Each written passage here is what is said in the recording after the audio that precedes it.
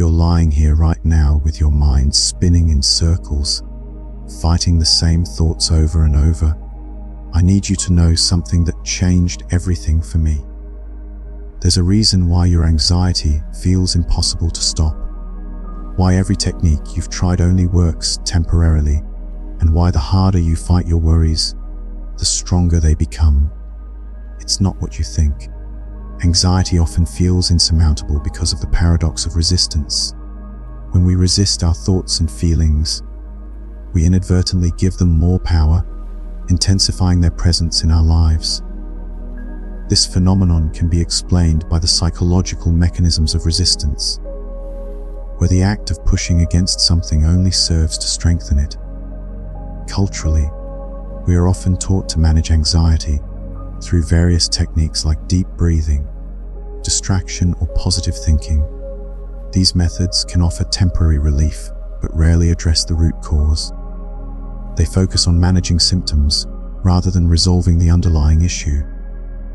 The paradox is that the more we try to control our anxiety, the more entrenched it becomes. Across different cultures, there are unique perspectives on anxiety. In some societies, anxiety is viewed as a sign of weakness, while in others, it's acknowledged as a natural part of the human experience. Despite these differences, the common thread is that resistance to anxiety often exacerbates the problem rather than alleviating it. 2,500 years ago, a man sat under a tree and discovered the one thing that stops mental suffering at its source. Not managing it, not coping with it, actually stopping it. Tonight, I'm going to share that secret with you. The story of Buddha's enlightenment is one of profound transformation. Siddhartha Gautama, who later became known as the Buddha, embarked on a spiritual journey to understand and alleviate suffering. After years of searching, he discovered that true peace comes from within, by addressing mental suffering at its source. In the historical context, Siddhartha was born into a life of privilege, shielded from the harsh realities of the world. However, upon witnessing the suffering of others, he became determined to find a way to end it. His quest was not just for personal enlightenment, but for a universal solution to human suffering. Buddhism emerged from Siddhartha's discoveries, offering insights into the nature of suffering and the path to liberation. The relevance of these teachings today lies in their timeless wisdom, which can be applied to modern mental health challenges. By understanding the root causes of our suffering, we can find ways to alleviate it. The Buddhist concept of letting go offers a transformative approach to dealing with anxiety. Rather than resisting our thoughts and emotions, we learn to accept them as they are. This act of acceptance can be a powerful tool for mental peace, allowing us to break free from the cycle of resistance and suffering.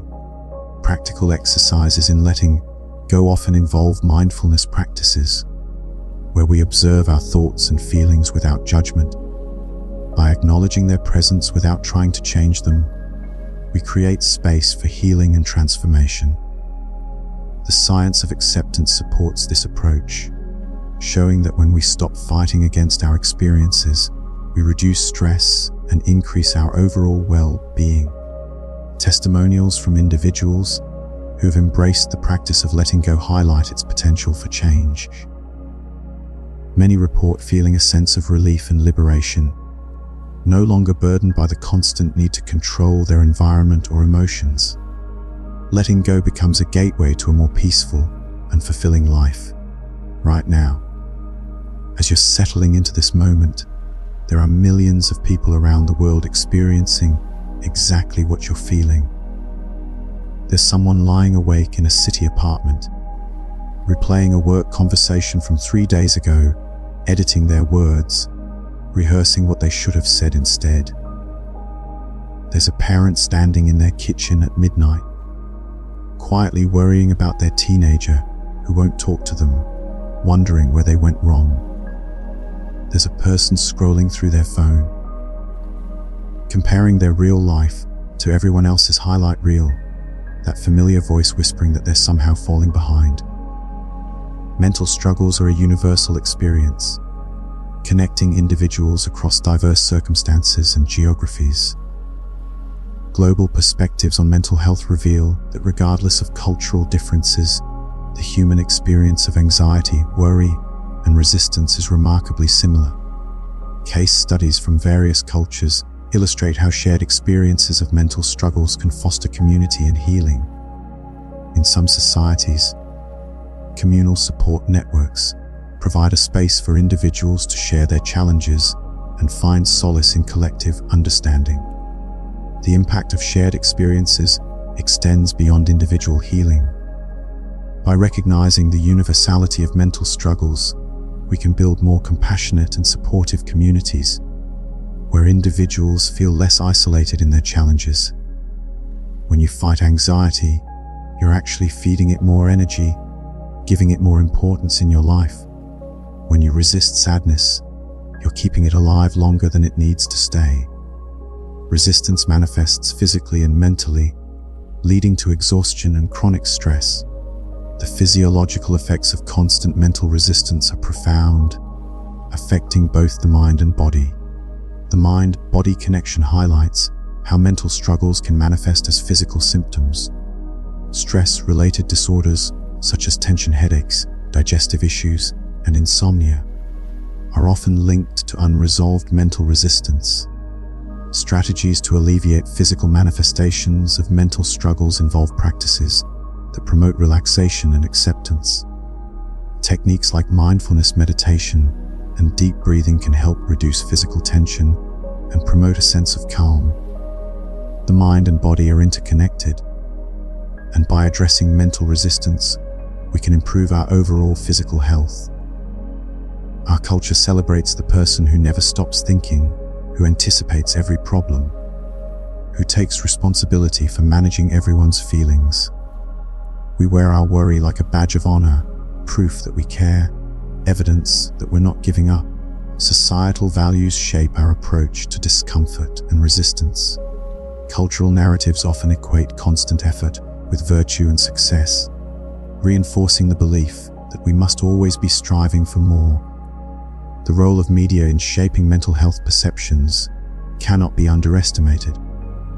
With messages that emphasize productivity and achievement, individuals are conditioned to resist rest and relaxation, viewing them as signs of laziness. Societal pressures to conform to these narratives can lead to increased anxiety and stress. The psychological impact of cultural beliefs reinforces the cycle of resistance, making it difficult for individuals to break free from the expectation of constant effort. From childhood, we learn to fight discomfort rather than understand it. When things don't go according to plan, we're taught to push harder, try more, never give up. The possibility of relearning acceptance offers a transformative shift in approaching life's challenges. By embracing acceptance, we can reduce the suffering caused by resistance and find peace in the present moment. Mindfulness practices play a crucial role in this new paradigm. By cultivating awareness and presence, we learn to accept our experiences without judgment, allowing them to pass without clinging or aversion. The psychology of acceptance reveals that by changing our relationship with discomfort, we can transform our experience of it. Acceptance does not mean resignation. Rather, it empowers us to face life's challenges with openness and resilience. Real-life applications of these principles can be seen in various situations, from managing daily stresses to navigating significant life changes. By incorporating acceptance into our daily lives, we can cultivate a sense of inner peace and well-being. What if the answer isn't more effort, more control, more management of our inner and outer worlds? What if there's another way entirely? Understanding and implementing these insights can lead to a more peaceful and effortless existence. Embracing a lifestyle of acceptance and letting go offers long-term benefits, reducing resistance and enhancing overall well-being. Personal stories of transformation highlight the power of acceptance in changing lives. Individuals who have adopted this approach report feeling more grounded, present, and connected to themselves and others. Actionable steps to incorporate these teachings into daily life include practicing mindfulness, cultivating gratitude, and setting intentions for acceptance. By making these practices a part of our routine, we can experience the profound impact of letting go.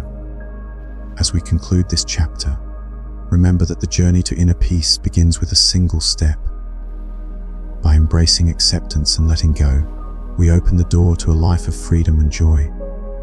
With this foundation, we are ready to explore further teachings and insights that will deepen our understanding and enhance our journey towards a more fulfilling life. In the serene stillness of meditation, an extraordinary discovery unfolds. The realization that suffering doesn't spring from external events, but from our mind's relationship to them.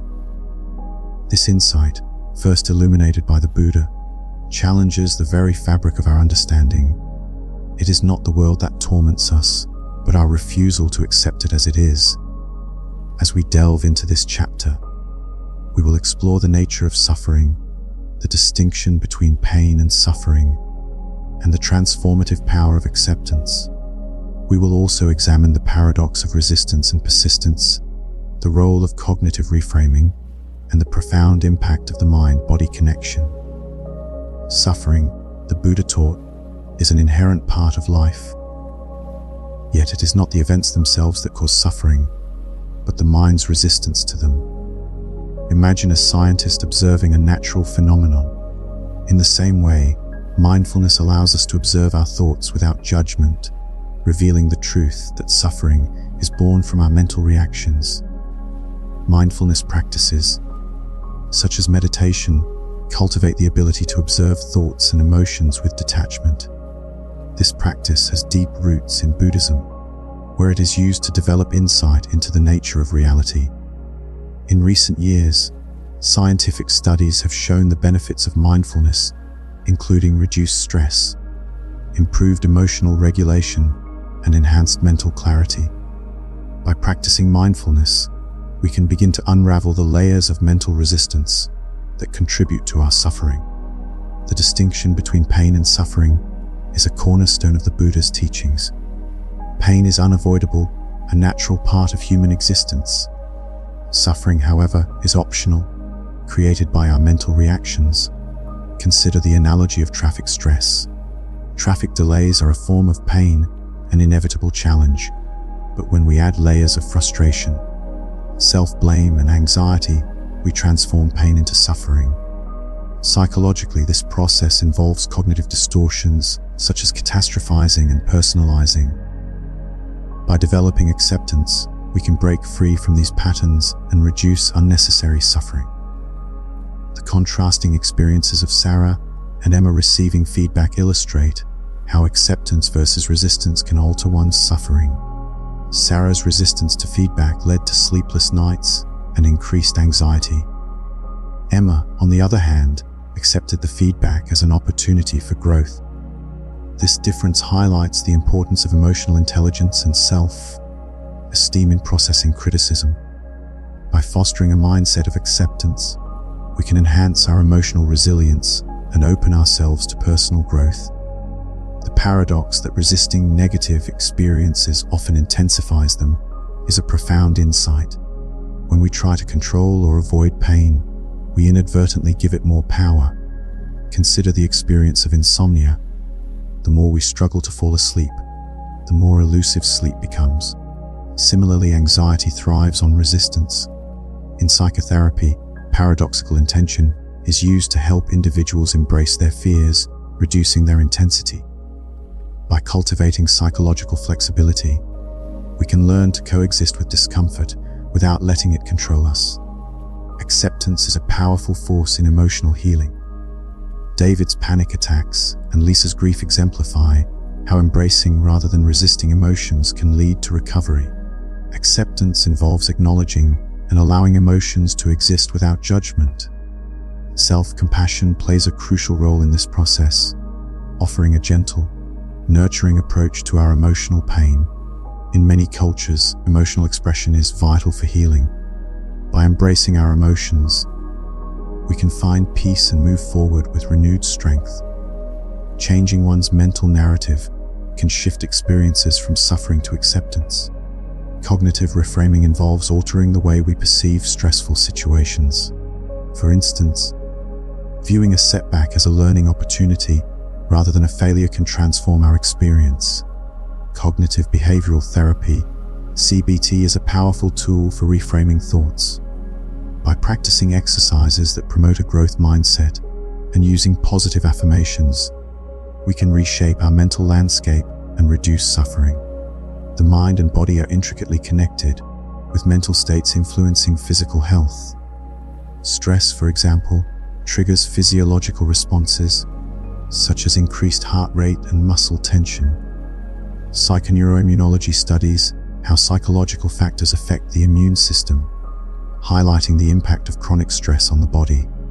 Holistic approaches to health, such as yoga and Tai Chi, integrate mind-body practices to promote well-being. By nurturing the mind-body connection, we can enhance our overall health and resilience. The Buddha's insights on suffering have practical applications in today's world. In corporate settings, mindfulness programs are used to reduce stress and enhance productivity. In personal relationships, accepting others as they are fosters deeper connections and understanding. Building resilience in the face of modern challenges requires a balance of acceptance and action. By integrating Buddhist principles into our lives, we can cultivate inner peace and navigate the complexities of contemporary life with grace. In conclusion, the journey to understanding suffering and achieving serenity begins with the mind. By embracing mindfulness, distinguishing between pain and suffering, and practicing acceptance, we can transform our relationship with life's challenges. As we continue our exploration, let us remember that the path to freedom lies in letting go of resistance and embracing the present moment with open arms. With these insights, we are well equipped to delve deeper into the teachings that will guide us toward a more fulfilling and joyful existence. In a world where emotions swirl like an unpredictable storm, it is tempting to build walls of resistance against discomfort and pain. Yet, what we resist not only persists but gains power over us, pulling us deeper into the very turmoil we sought to avoid. The more we push away our feelings, the more they demand our attention until we have no choice but to confront them. The irony lies in how resistance magnifies suffering, creating a cycle where our attempts to control our inner experiences only intensify our entrapment. Acceptance, on the other hand, offers a pathway to peace and clarity. By acknowledging and embracing our emotions, we dismantle their control over our lives. This approach does not mean passivity or resignation, but a shift in perspective that transforms our relationship with life's challenges. Emotional intelligence and mindfulness techniques become essential tools in this process. Emotional intelligence involves recognizing and understanding our emotions, and then using this awareness to guide our actions. Mindfulness, with its focus on present moment awareness, helps us observe our thoughts and feelings without judgment. Together they form a foundation for acceptance, allowing us to navigate life's complexities with grace and resilience. Acceptance does not imply agreement or approval of all circumstances, but an acknowledgement of reality as it is, not as we wish it to be. In doing so, we release the grip of resistance and open ourselves to greater possibilities. Imagine emotions as guests visiting your home. Some are welcome and bring joy, while others are difficult and challenge our comfort. But all emotions, whether pleasant or unpleasant, are temporary visitors. Viewing emotions as transient allows us to engage with them constructively, without becoming overwhelmed or disconnected. Cognitive behavioral techniques can aid in this reframing. By identifying and challenging distorted thoughts, we can alter our emotional responses. Strategies for emotional regulation, such as deep breathing or journaling, provide practical ways to manage intense feelings. The science of emotional resilience highlights the brain's capacity for adaptation. By training ourselves to see emotions as information rather than threats, we build resilience against life's inevitable challenges. True strength lies not in unyielding resistance, but in adaptability and responsiveness. A tree that bends in the storm survives, while one that resists breaks. So too in life, flexibility allows us to engage skillfully with challenges, transforming potential defeat into opportunity. Adaptive coping mechanisms enable us to adjust to new situations. Resilience in adversity is not about avoiding hardship, but about thriving despite it. In nature, we see countless examples of flexibility. The chameleon changes color to blend with its environment, while the river flows around obstacles, finding new paths. These examples remind us that adaptability is a natural and powerful response to life's demands. The Four Noble Truths offer timeless wisdom for navigating life's challenges. In modern terms, they can be seen as a diagnosis and treatment plan for the human condition. The first truth acknowledges that difficulty is an inherent part of life. Recognizing this frees us from taking challenges personally, allowing us to respond with grace rather than resistance. The second truth teaches that while pain is inevitable, the suffering we create through resistance is optional. This insight empowers us to break free from unnecessary anguish. By applying these truths, we cultivate a mindset that embraces life's challenges as opportunities for growth rather than sources of suffering. Wu Wei, or effortless action, invites us to navigate life with ease and effectiveness. Rooted in Taoist philosophy, it teaches us to align with the natural flow of the universe, moving with rather than against the current. This concept offers profound implications for personal and professional life. In practice, Wu Wei means doing less to achieve more, trusting in the process rather than forcing outcomes. The history and philosophy of Taoism provide rich insights into this way of being. By integrating Wu Wei into our lives, we discover a sense of harmony and balance, where actions arise naturally and success follows effortlessly. Non-resistance transforms our relationship with challenges. By releasing the need to control, we open ourselves to new possibilities and pathways. Personal narratives of transformation illustrate the power of this approach. Consider Sarah, who faced chronic illness with a fierce determination to fight. Her breakthrough came not from resisting her condition, but from accepting it as part of her journey. Through non-resistance, she found peace and a renewed sense of purpose. Practicing non-resistance involves a step-by-step guide, beginning with small acts of acceptance and growing into a way of life. The neuroscience of letting go reveals how this practice positively impacts our brain, reducing stress and enhancing well-being. In a world of constant change, learning to navigate uncertainty is crucial. Rather than fearing the unknown, we can embrace it as a catalyst for growth. The psychology of uncertainty explains why change feels threatening and how we can build tolerance to it. Tools for navigating life transitions, such as setting flexible goals or seeking support, empower us to adapt with confidence. By cultivating an open mindset, we transform uncertainty from a source of anxiety into an opportunity for discovery. Ancient wisdom offers valuable insights for addressing modern struggles with anxiety and stress. By integrating these teachings into daily life, we find guidance and solace. Cross-cultural wisdom traditions, from Buddhism to Stoicism, provide diverse perspectives on living well. The intersection of philosophy and psychology enriches our understanding and practice. Developing a personal practice rooted in these teachings fosters resilience and inner peace. As we embrace the journey of acceptance and adaptability, we discover a path to freedom and fulfillment. By letting go of resistance, we reclaim the energy to engage with life fully, responding to challenges with grace and wisdom. The journey is ongoing, a continual unfolding of new insights and growth. In the next chapter, we will explore how to cultivate a life of purpose and meaning, weaving together the threads of acceptance and action. Our exploration continues, guided by the timeless wisdom that illuminates our way forward. Suffering is a universal human experience, yet its roots often lie not in external events, but in our mental relationship to those events.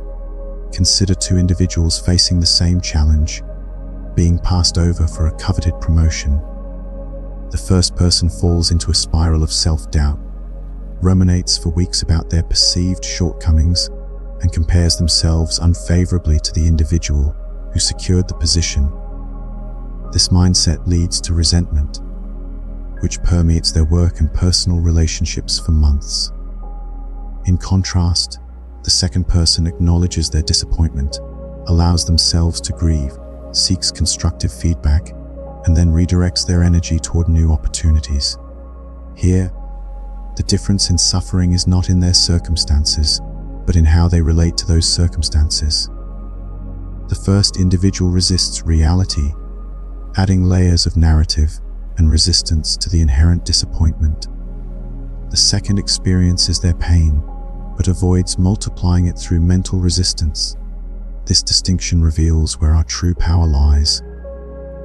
While we cannot control everything that happens to us, we can change our relationship to those events. By doing so, we can avoid adding the second arrow of resistance to the first arrow of life's natural challenges. We can experience disappointment without devastation, criticism without collapse, and uncertainty without panic. The concept of the second arrow is a profound insight into human suffering.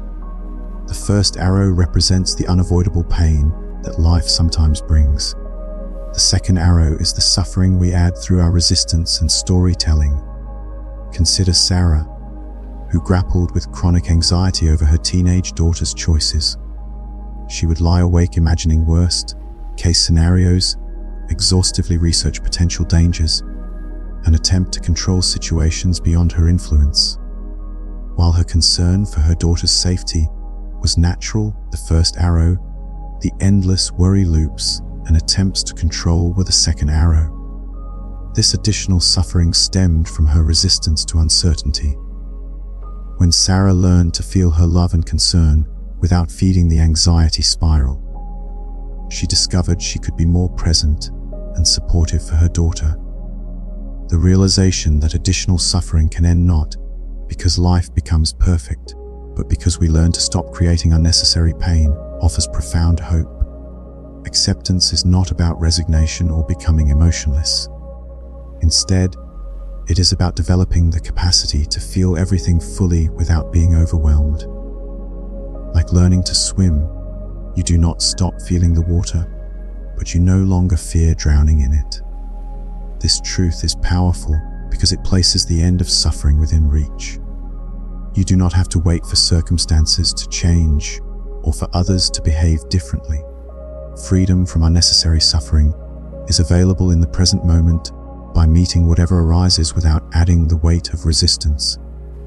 Consider James, who discovered this truth during a difficult period when he lost his job. His father was diagnosed with cancer, and his marriage was struggling. Rather than being swept away by the narrative that his life was unraveling, he met each challenge individually, without the overlay of disbelief or self-doubt. The pain of each situation was real, but he stopped multiplying it through resistance.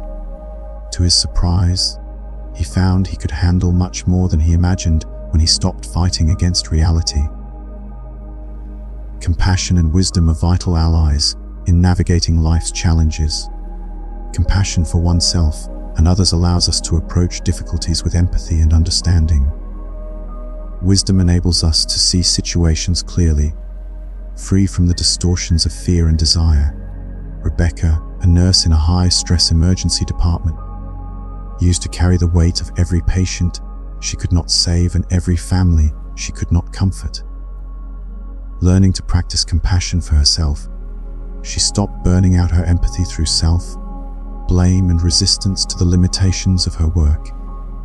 This made her more effective, as she could feel the natural sadness of loss without believing she should prevent all pain. Mindfulness and non-reactivity are practical skills that foster inner peace. They involve observing thoughts and emotions without being swept away by them, much like watching clouds pass through the sky of awareness. Mindfulness practices help cultivate this skill, allowing for a calm and clear response to life's challenges. By developing mindfulness, individuals can integrate it into their daily lives, even amidst a busy schedule. The myths that happiness depends on perfect circumstances and control over life are pervasive. Letting go of these myths can lead to a more peaceful and fulfilling existence. Consider the illusion of control in human behavior. Strategies for embracing uncertainty and stories of personal growth highlight the freedom that comes with relinquishing control. The understanding that one can be happy without everything being perfect, peaceful without everything being calm, and whole without everything being fixed is liberating. The Buddhist philosophy that true transformation comes from letting go rather than acquiring more offers a radical shift in perspective. This approach suggests that transformation happens not through addition, but through subtraction. By removing the obstacles we place in front of peace, we uncover the tranquility inherent in life. Like clearing debris from a stream, when we stop obstructing the natural flow of life with resistance, the water moves freely again. This philosophy aligns with modern self-help practices that emphasize minimalism in mental and emotional health. Through subtraction, we find emotional and psychological liberation, leading to a more balanced and harmonious life. The interconnectedness of the four truths illustrates how they create a comprehensive framework for reducing suffering.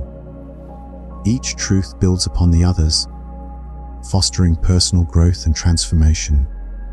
This synergy in personal development encourages the creation of a personal practice for integrating these truths into daily life. Testimonials from those who have experienced holistic transformation highlight the profound impact of living in alignment with these insights. In conclusion, these truths offer a path toward inner liberation.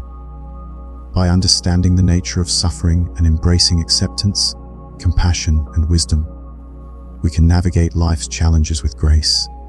Mindfulness and non-reactivity provide practical tools for fostering peace, while letting go of myths of perfection and control leads to a more fulfilling existence. Through subtraction, we find transformation and uncover the inherent peace within.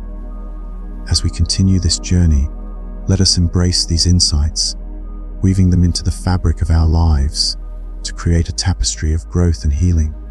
Life is filled with an array of challenges, each presenting its own set of difficulties. It is tempting to resist these natural occurrences, to fight against the grain in hopes of a smoother path. However, this resistance often amplifies our suffering. The struggle against what leads to an internal conflict that can overshadow the initial pain.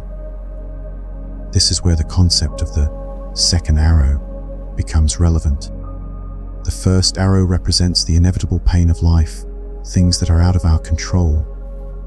The second arrow, however, is the added suffering we inflict upon ourselves through resistance and non-acceptance.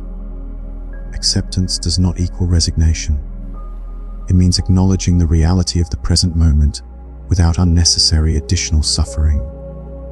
By accepting life's challenges, we can find a sense of peace and clarity.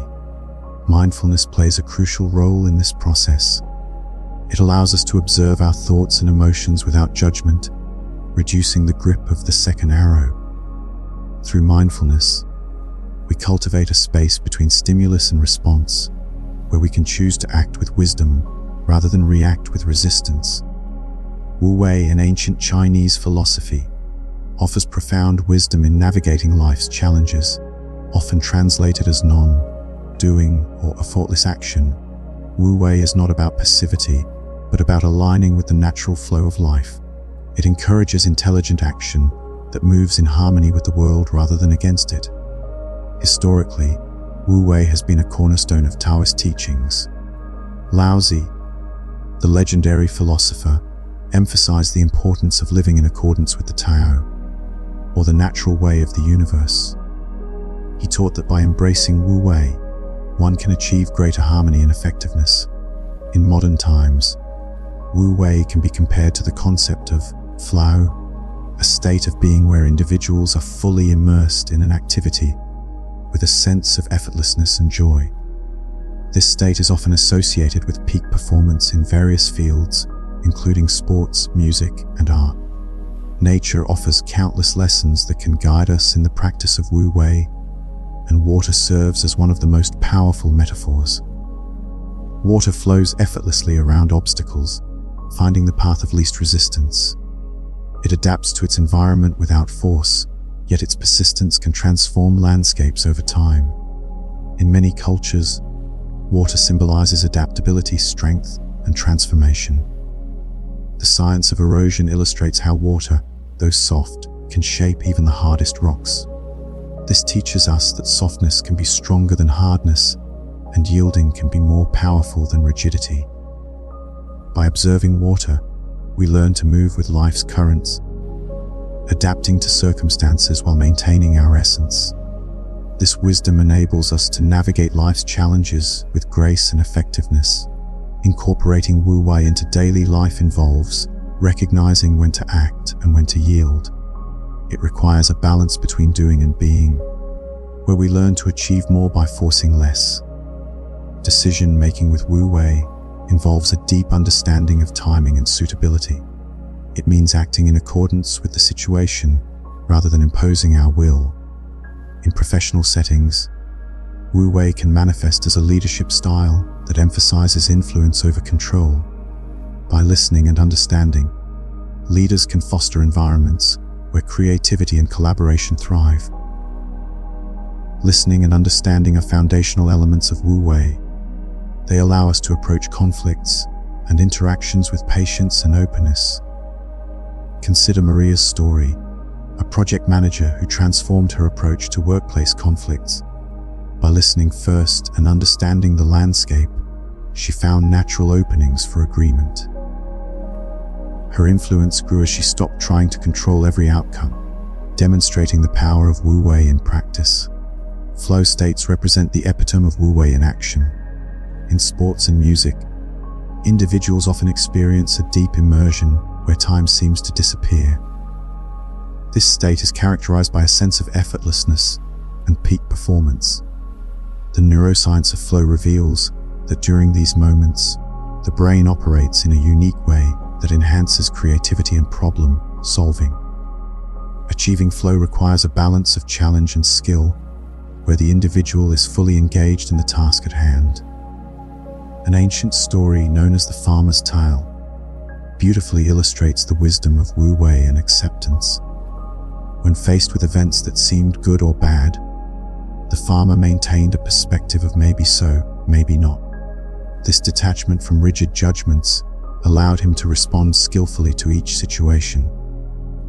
The tale highlights the importance of accepting life's uncertainties and trusting the natural order. It teaches us that what appears as misfortune may eventually reveal itself as a blessing, and vice versa. Cultivating trust in life's unfolding is a central theme in Wu Wei. It involves embracing uncertainty with presence and engagement without attachment to specific outcomes. By developing trust and patience, we can navigate life's challenges with greater ease and harmony. Philosophical perspectives on fate and free will remind us that while we have the power to shape our lives, there is also a larger order at play. Mindfulness practices, such as meditation and reflection, can help us cultivate this trust.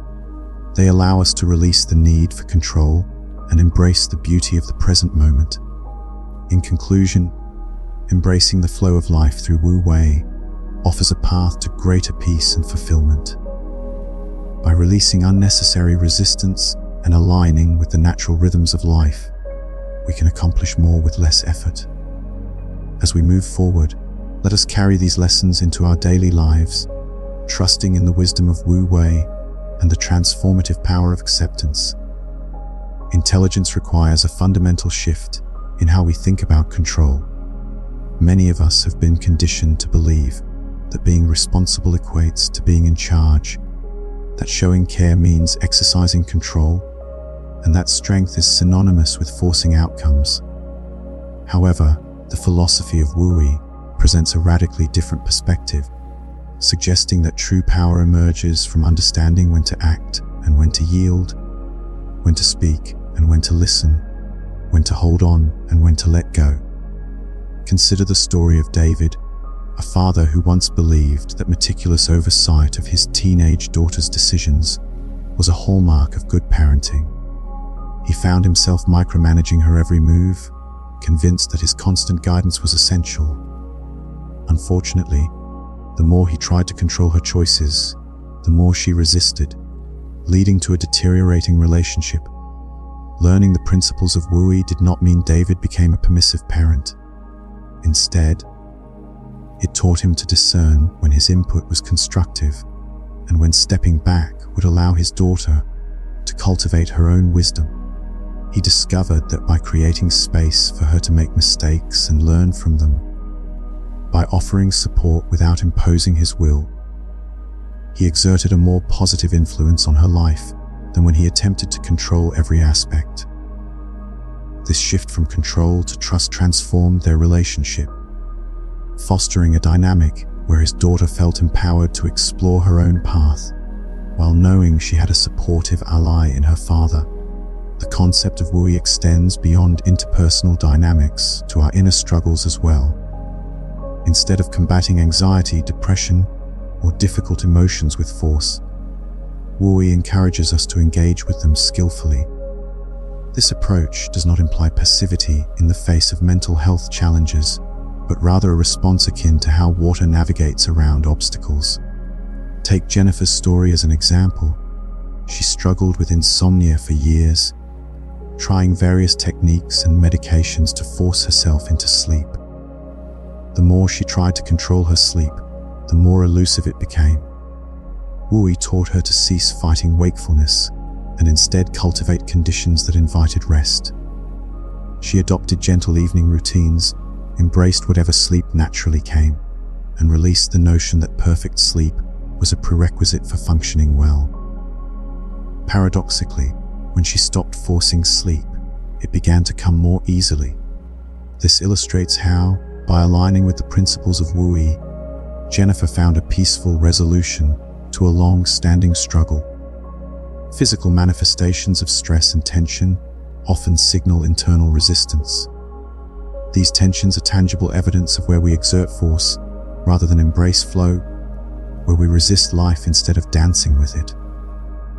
Practicing body awareness can help identify areas of tension and experiment with releasing them through relaxation techniques. Imagine scanning your body right now. Are your shoulders braced against some invisible weight? Is your jaw clenched in anticipation of a fight that isn't occurring? Are your hands forming fists around problems that cannot be solved through sheer force? These physical tensions reflect places where force is applied instead of allowing life to unfold naturally.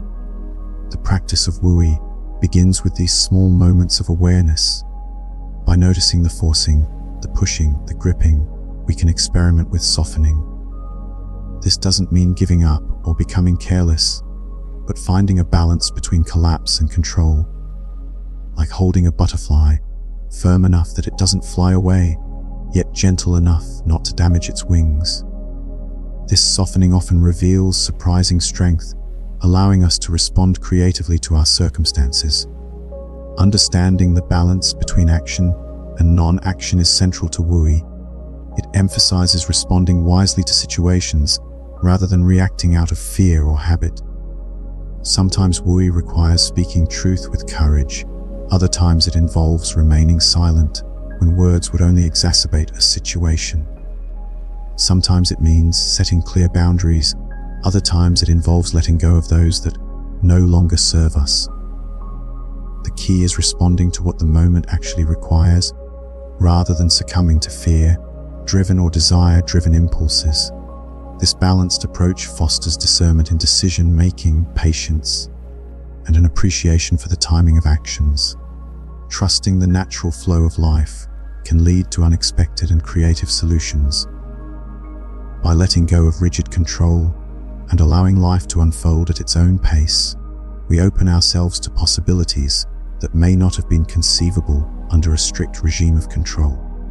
This philosophy of non-attachment encourages us to practice exercises that cultivate trust in uncertainty, leading to personal growth and transformation. The story of Virginia Woolf offers a compelling example of how releasing control in creative processes can enhance both productivity and satisfaction. Struggling with perfectionism and obsessive control, Woolf's creative process was initially fraught with mental resistance.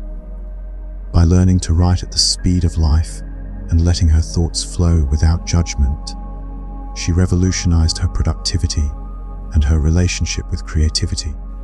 This shift in mindset aligns with the Buddhist principle of non-attachment to outcomes, allowing ideas to emerge and develop naturally. Instead of clinging to each word as if it had to be perfect, Woolf learned to hold her writing lightly, trusting the process. The practice of wui is not merely a philosophical concept, but a way of being that emerges naturally when one ceases to resist the fundamental nature of existence. This trust in life's inherent intelligence opens the door to stories of transformation that might seem impossible when trapped in patterns of force and resistance. As we explore these stories, they offer illumination on personal paths to freedom. By embracing the principles of wui, individuals can shift entrenched behavioral patterns, leading to profound personal transformations. These narratives serve as a guide for those seeking to break free from the constraints of forceful living, illustrating that there is a path to greater peace and fulfillment through the acceptance of life's natural rhythms. In conclusion, the philosophy of wui encourages a harmonious balance between action and acceptance, control and release, in both personal and interpersonal contexts. By embracing this approach, we can experience a more profound connection to ourselves, others, and the world around us, leading to a life of greater peace and fulfillment. Virginia Woolf, a literary genius, discovered that her pursuit of perfection was paradoxically hindering her creative process. As she embarked on the journey of writing masterpieces like Mrs. Dalloway and To the Lighthouse, Woolf's shift from rigid perfectionism to a more fluid and accepting approach transformed her work. This transition allowed her creativity to flow like a river, unrestricted by the walls of her own making. Perfectionism, while often seen as a pursuit of excellence, can become a barrier to creativity. It stifles the natural flow of ideas by imposing rigid standards and expectations. Woolf learned that creativity, much like water, thrives when it is free to follow its natural course. By letting go of her resistance to imperfection, she opened herself to new possibilities and deeper expression. Her story is a testament to the power of releasing control. By embracing the imperfections inherent in the creative process, Woolf not only enhanced her artistry, but also found profound personal growth. Her journey teaches us that when we let go of our relentless grip on perfection, we create space for authenticity and brilliance to emerge. Franklin D. Roosevelt's life took a dramatic turn when polio left him unable to walk. Initially, Roosevelt resisted his new reality, convinced that sheer determination could restore his legs. This resistance was not only physically exhausting, but also emotionally draining. It wasn't until he embraced his limitations at Warm Springs, Georgia, that he began to transform. Roosevelt's story illustrates the concept of wise acceptance, a key principle in Buddhist teachings. This acceptance is not about giving up, but about intelligently acknowledging reality. By accepting his paralysis, Roosevelt found ways to adapt and lead with empathy and creativity. His experience with vulnerability enriched his leadership, making him more attuned to the struggles of others. This transformation was pivotal during his presidency. By embracing his limitations, Roosevelt discovered a strength rooted in compassion and understanding. His story reminds us that true strength lies not in overcoming every obstacle, but in gracefully navigating them. Nelson Mandela's story is a profound example of the transformative power of forgiveness. During his 27 years in prison, Mandela grappled with resentment and the desire for revenge. These emotions, while understandable, became a prison within the prison. It was only through forgiveness that Mandela found true liberation. Mandela's journey was not easy. Letting go of anger required daily practice and profound inner work. He realized that holding on to resentment kept him chained to the past. By choosing forgiveness, Mandela freed himself from the mental burden of hatred and opened the door to reconciliation. His story is a powerful reminder that forgiveness is not about excusing wrongdoing, but about freeing oneself from the shackles of anger. Mandela's ability to see his captors as products of a system, rather than as enemies, allowed him to lead his nation towards healing and unity. Buddhist teachings provide valuable insights into the art of letting go. By releasing attachment to control, perfectionism, and resentment, we pave the way for personal and collective growth. Non-attachment, a core Buddhist principle, encourages us to experience life fully without becoming entangled in our desires and fears. This perspective can be applied to various life challenges. By practicing wise acceptance, we learn to respond skillfully to life's uncertainties. This approach fosters resilience and opens us to new possibilities. Through case studies and practical exercises, individuals can incorporate these teachings into their lives, leading to greater peace and fulfillment. The stories of Wolf, Roosevelt, and Mandela highlight a common theme: resistance to reality creates suffering, while acceptance unlocks potential. By letting go of resistance, we free ourselves to explore new avenues and discover hidden strengths. Acceptance is not passive resignation, but an active engagement with reality. It empowers us to respond with wisdom and creativity. By cultivating an acceptance mindset, we open ourselves to a world of possibilities that resistance keeps hidden. The journeys of Roosevelt and Mandela offer profound lessons in transformative leadership. Both leaders turned personal challenges into sources of strength, demonstrating the power of empathy and resilience. Their stories illustrate how personal growth enhances leadership effectiveness. Transformative leaders are defined by their ability to inspire and uplift others. By embracing vulnerability and practicing forgiveness, they create environments of trust and collaboration. Modern leaders can learn from these examples, cultivating qualities that drive positive change. Mandela's experience in prison serves as a powerful metaphor for self-imposed limitations. Often, our thoughts and emotions trap us in cycles of suffering. By identifying these mental traps, we can work towards personal liberation. Mindfulness is a valuable tool in this process. By becoming aware of our thought patterns, we can break free from cycles of negativity. Stories of individuals who have overcome self-imposed prisons inspire us to pursue freedom and fulfillment. In conclusion, the stories of Wolf, Roosevelt, and Mandela reveal the transformative power of letting go. By embracing imperfection, accepting limitations, and practicing forgiveness, we unlock our potential and enrich our lives. These lessons remind us that true liberation comes not from controlling life, but from flowing with it. As we embrace the flow of life, we discover new depths of creativity, strength, and compassion, leading us to a more fulfilling and harmonious existence. In a world driven by constant change and unpredictability, the concept of flow emerges as a beacon of guidance and solace. Flow is not just a state of heightened focus or productivity, but a profound alignment with the natural rhythm of life. This alignment transcends mere existence, leading to a deeper connection with our true selves and the world around us. Historical figures such as Virginia Woolf, Theodore Roosevelt, and Nelson Mandela serve as powerful examples of individuals who embraced flow, finding clarity and purpose through their challenges. Intuition plays a pivotal role in this process.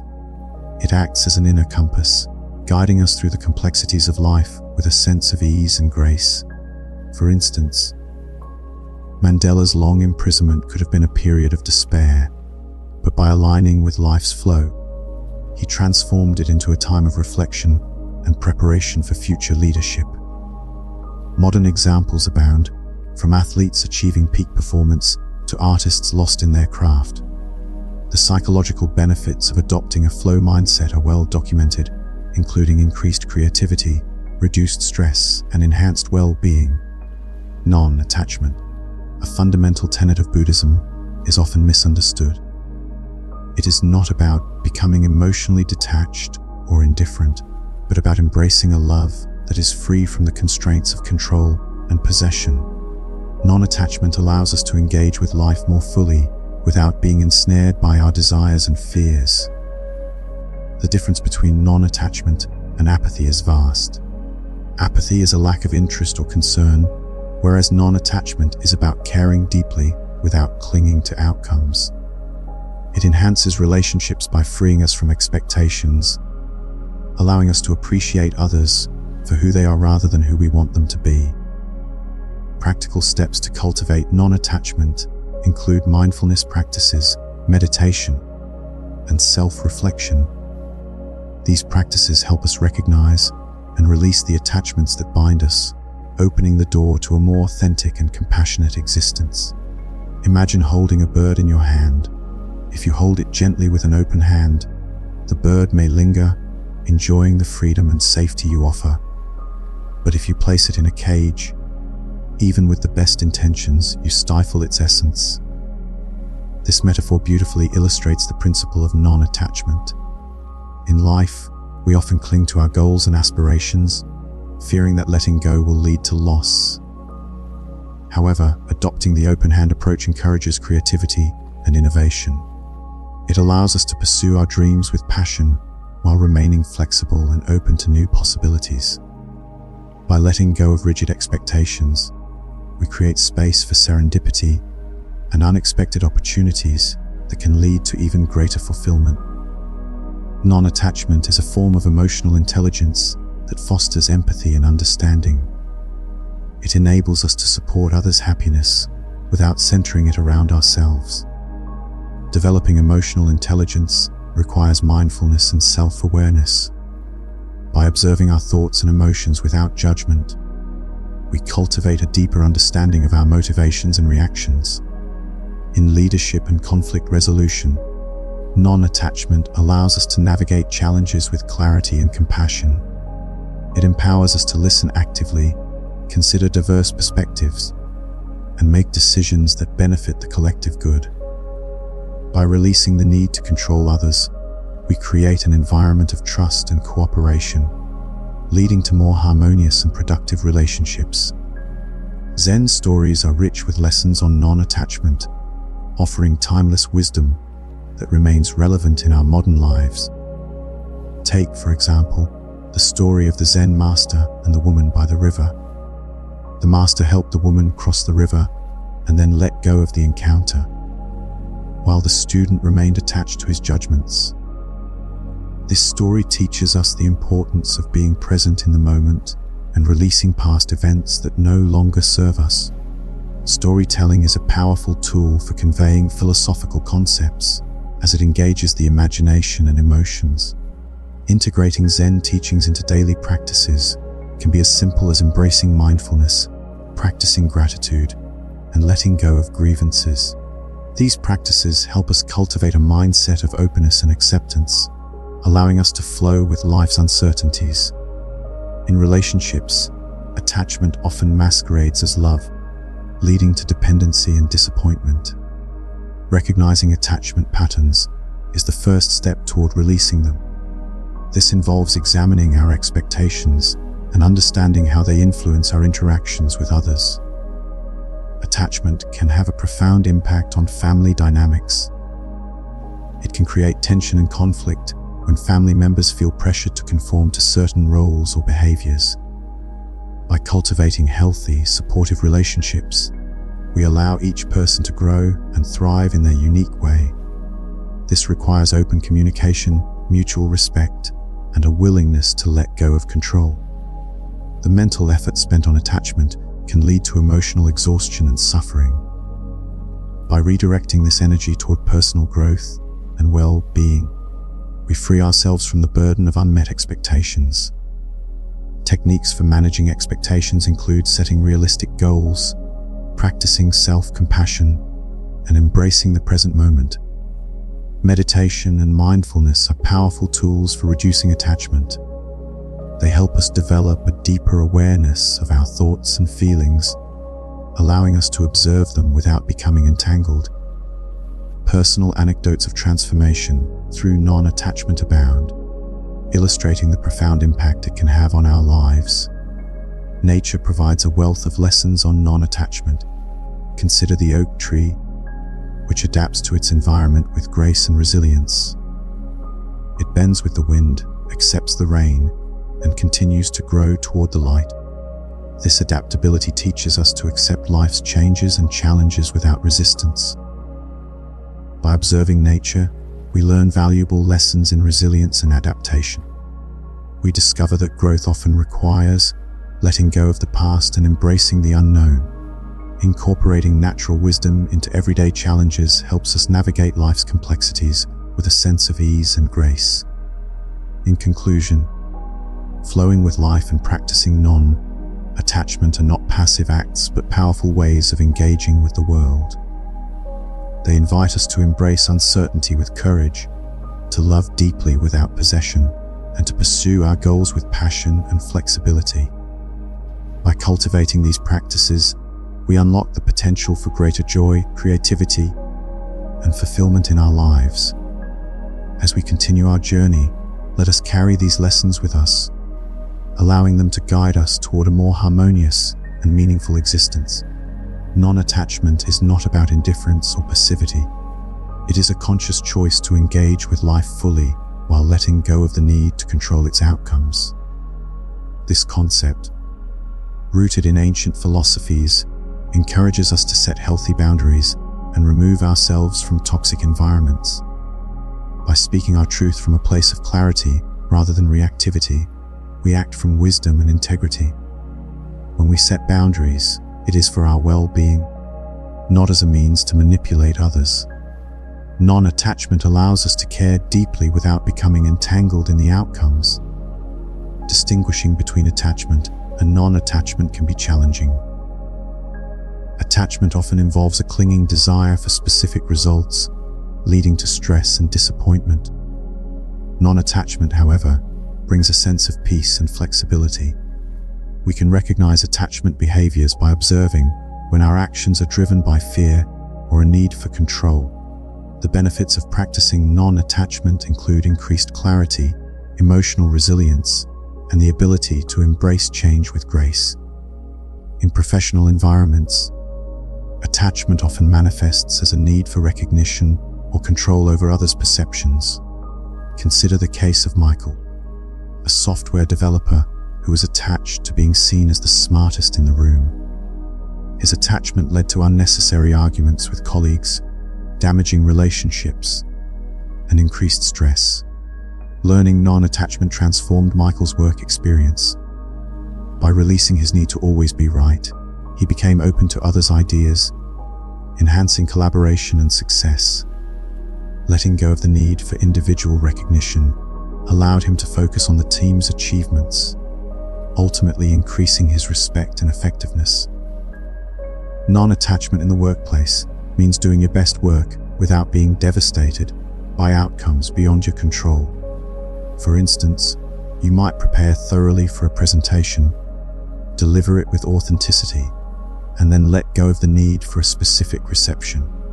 This approach doesn't imply apathy towards results, but rather a refusal to base self-worth on them. Perhaps the most challenging aspect of practicing non-attachment is in relation to our self-image. We often cling to identities that define us as successful, competent, or strong. When reality doesn't align with these identities, we suffer. The story of a Zen master illustrates this concept beautifully. The master, known for his wisdom, once tripped while carrying water, spilling it everywhere. Instead of being embarrassed, he laughed, embracing his clumsiness as part of his wholeness.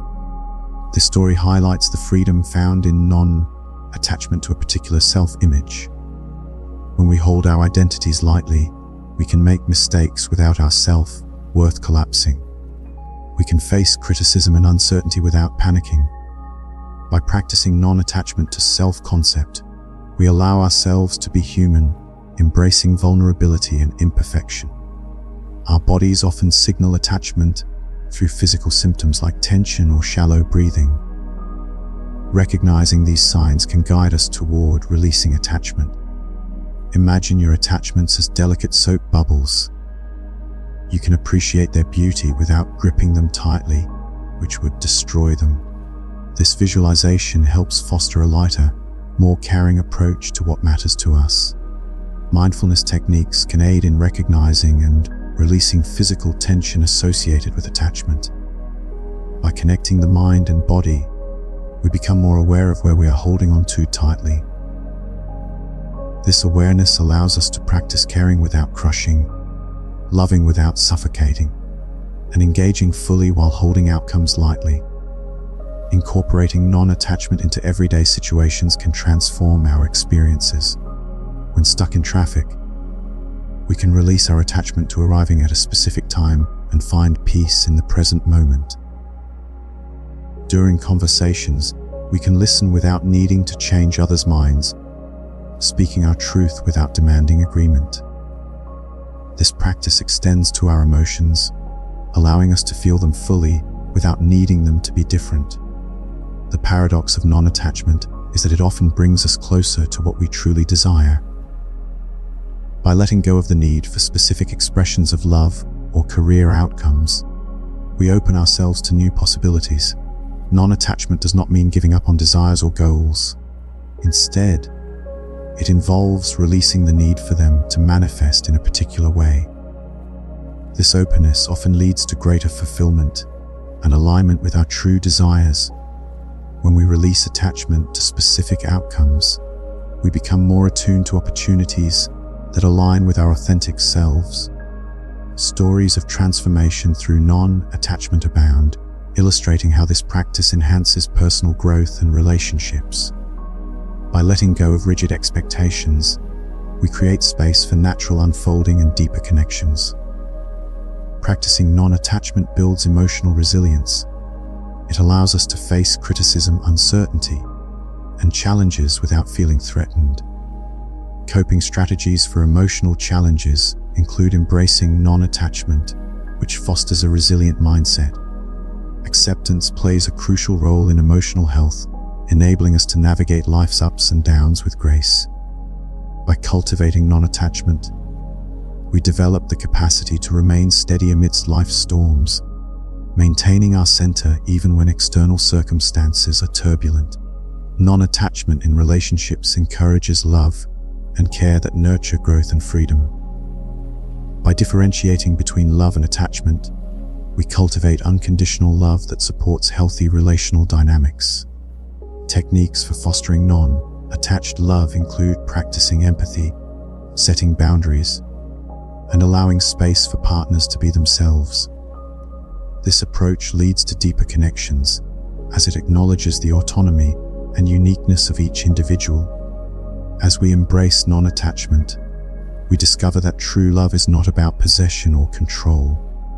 It is about honoring the journey of those we love, celebrating their growth and freedom.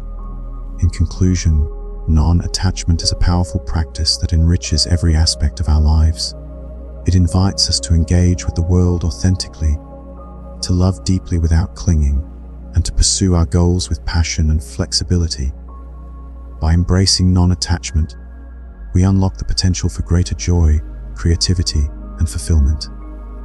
As we continue our journey, let us carry these lessons with us, allowing them to guide us toward a more harmonious and meaningful existence. Non-attachment is a concept that invites us to explore the nature of our connections and the freedom that comes with understanding them more deeply. Unlike detachment, which can imply a sense of aloofness or indifference, non-attachment is about engaging fully with life, without being ensnared by the desire to control or possess. This distinction is important, as non-attachment allows for genuine compassion by freeing individuals from the exhausting task of managing other people's experiences. Imagine a parent who is not attached to their adult child, never experiencing pain. This allows the parent to be present for their child's struggles, offering support without being devastated by the child's pain. Similarly, a friend who practices non-attachment can offer support without becoming overly involved in their friend's choices. They can listen with genuine presence instead of constantly thinking about solutions. By embracing non-attachment, we can engage with the world authentically, love deeply without clinging, and pursue our goals with passion and flexibility. One of the most profound benefits of non-attachment is the emotional freedom it brings. When we let go of the need to control outcomes, we free ourselves to respond skillfully to whatever life presents. This shift allows us to stop fighting so hard to make things happen, and instead appreciate what is already happening. It is a shift from a mindset of scarcity and control to one of abundance and acceptance. Non-attachment fosters resilience and adaptability, qualities that are invaluable in uncertain situations. When we are not attached to specific outcomes, we can make decisions with a clear mind, focused on the present moment rather than being weighed down by fear of what might happen. This clarity enhances our ability to respond appropriately to life's challenges, fostering a deeper sense of peace and contentment. The journey from attachment to non-attachment is gradual and requires patience and self-gentleness. It is perfectly normal to find ourselves slipping back into old habits of attachment, trying to control outcomes once more. The practice is not about achieving perfect non-attachment, but about noticing attachment with gentleness and gradually learning to hold life more lightly. One effective strategy for developing non-attachment is mindfulness. By cultivating self-awareness, we can begin to notice our attachments and gently release them. This process involves observing our thoughts and emotions without judgment, understanding them as part of the human experience. Tools such as meditation, journaling, and reflection can help track progress on this path, providing insights into our patterns and helping us develop greater self-awareness. Inner weather watching is a technique that helps manage and observe emotions without identifying with them. It involves recognizing emotions as temporary visitors rather than permanent residents, much like weather patterns in the sky. Consider the story of Catherine, a high school teacher who learned to practice inner weather watching. Instead of absorbing her students' emotional outbursts, she began to notice them with curiosity. When a student was angry, Catherine observed the storm without becoming stormy herself. This shift did not make her less compassionate. In fact, it made her more effectively compassionate.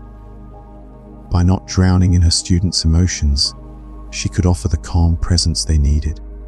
Understanding the distinction between emotions and identity is crucial in reducing unnecessary suffering. Buddhist teachings suggest that emotions are transient, much like clouds moving through the sky. These emotions do not stain our essential nature. Just as the sky remains unchanged by the weather, our awareness remains whole and clear regardless of the emotions we experience. This perspective allows us to find peace without needing to eliminate difficult emotions. We do not have to wait for the storm to pass to experience peace. Instead, we find peace in understanding that we are the space in which all weather moves. Compassion fatigue is a state of exhaustion that can arise from caring deeply about others' experiences. Consider the story of David, a paramedic who worked in a busy emergency department. The accumulation of grief and trauma led to compassion fatigue, making it difficult for David to continue caring effectively.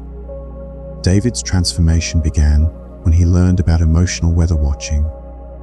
By acknowledging each emotion as it arose, David maintained his connection to the spacious awareness that held them all. This practice allowed him to care without being overwhelmed, restoring his capacity to offer genuine compassion.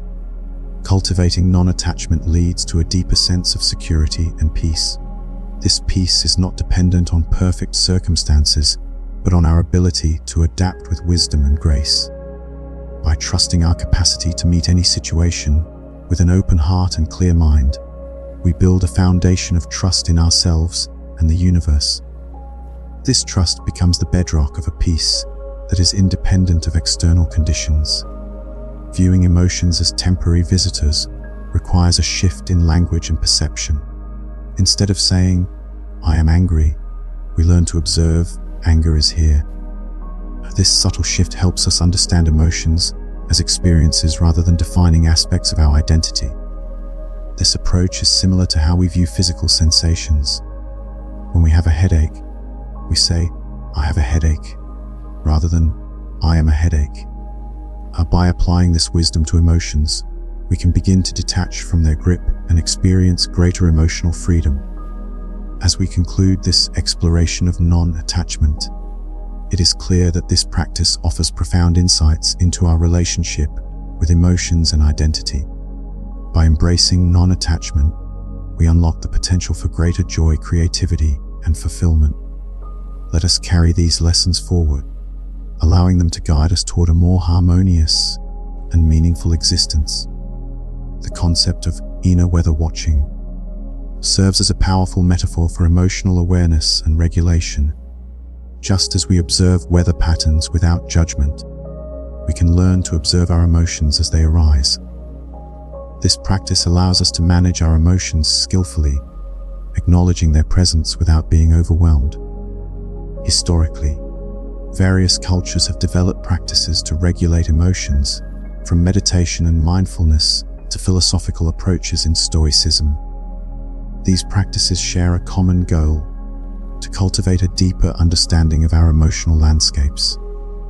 Mindfulness techniques, popularized in recent years, echo the principles of inner weather watching. They encourage us to be present with our emotions, observing them as they come and go. By adopting this perspective, we gain insights into our emotional patterns and responses, leading to greater psychological well-being. Awareness is the cornerstone of emotional management. When we notice an emotion, it is akin to spotting a change in the weather. This awareness allows us to respond thoughtfully rather than react impulsively.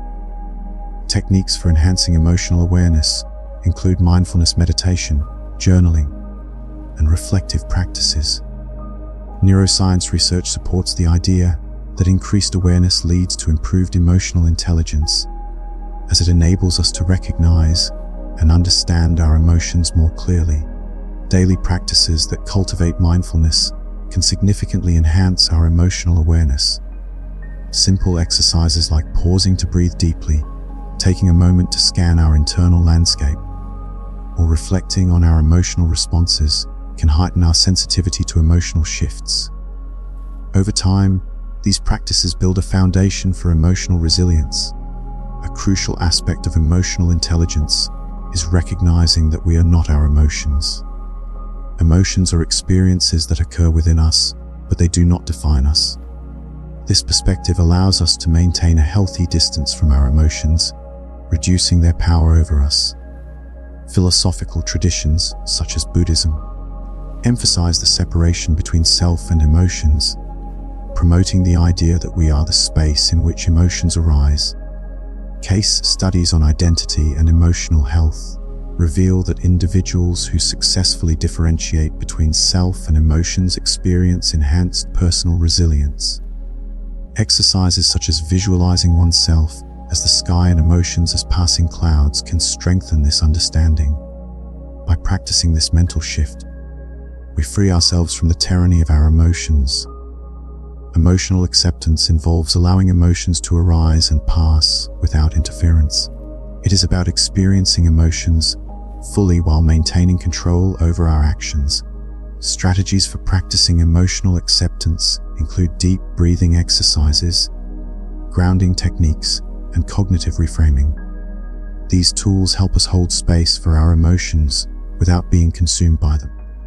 Common obstacles to emotional acceptance include misconceptions about emotions as weaknesses or fears of vulnerability. Real-life applications in stress management demonstrate that by accepting emotions, we can navigate challenging situations with grace and composure. For instance, in high-pressure work environments, accepting stress as a natural response can prevent burnout and promote well-being. Difficult emotions like anger, fear, and grief are often seen as unwelcome intruders. However, when engaged with skillfully, they can be informative guests that offer valuable insights. Emotional intelligence development involves recognizing the messages that difficult emotions convey. Cultural perspectives on negative emotions vary, but many traditions view them as opportunities for growth. Therapeutic approaches emphasize harnessing emotional energy for positive change. By reframing difficult emotions as sources of information, we can transform our relationship with them. Anger, for example, might signal unmet needs or boundaries that require attention, while fear can highlight areas for personal growth. Maria and Sarah's stories illustrate the transformative power of inner weather watching. Maria, a single mother, struggled with intense anger toward her ex-husband. By viewing her anger as a messenger, she uncovered underlying love and insights about boundaries. This shift allowed her to respond with wisdom rather than reactivity, improving her relationship with her children. Sarah, a customer service representative, learned to observe her emotional weather during challenging interactions. By creating space between stimulus and response, she accessed genuine curiosity and empathy, leading to better outcomes. Her experience demonstrates the practical benefits of emotional awareness in professional settings. Viktor Frankl's concept of the space between stimulus and response underscores the significance of conscious decision-making. This space provides an opportunity for growth and freedom. Psychological theories support the idea that by cultivating this space, we can break free from automatic reactions and make choices aligned with our values. Exercises to cultivate this space include mindfulness practices, reflection, and intentional pauses. By integrating these exercises into daily life, we develop the capacity to respond thoughtfully, even in emotionally charged situations. Emotions are often mistaken for commands that demand immediate action. However, viewing emotions as suggestions offers the freedom to choose our responses. Cognitive behavioral techniques, such as cognitive restructuring, help reinterpret emotions as non-binding suggestions. This shift in perspective promotes mental health and resilience. Practical tips for shifting perspective include questioning the validity of emotional impulses and exploring alternative responses. By reframing emotions as suggestions, we empower ourselves to act with intention and clarity. As we conclude this exploration of inner weather watching, it is evident that this practice offers profound insights into our emotional lives. By cultivating awareness, differentiating between self and emotions, and embracing emotional acceptance, we unlock the potential for personal growth and resilience. Let us carry these lessons forward, using them as a compass to navigate the complexities of our emotional landscapes with grace and wisdom. In the complex landscape of human emotions, understanding emotional autonomy is like finding a compass in a dense forest. Emotional autonomy refers to our ability to experience emotions without letting them dictate our actions.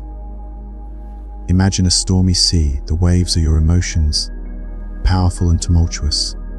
Yet, you are the sailor steering the ship of your actions. This distinction between feeling and doing is vital. Emotional intelligence becomes our guiding star, helping us navigate these waters. It is the ability to recognize and understand our emotions and those of others. Emotions like sadness or anger naturally arise, but they do not have to control our behavior any more than a rainy day has to determine our mood. With self-awareness, we can choose responses that align with our values, even when emotions are intense. This is the essence of emotional regulation, the ability to respond thoughtfully rather than react impulsively. Consider the metaphor of emotional weather.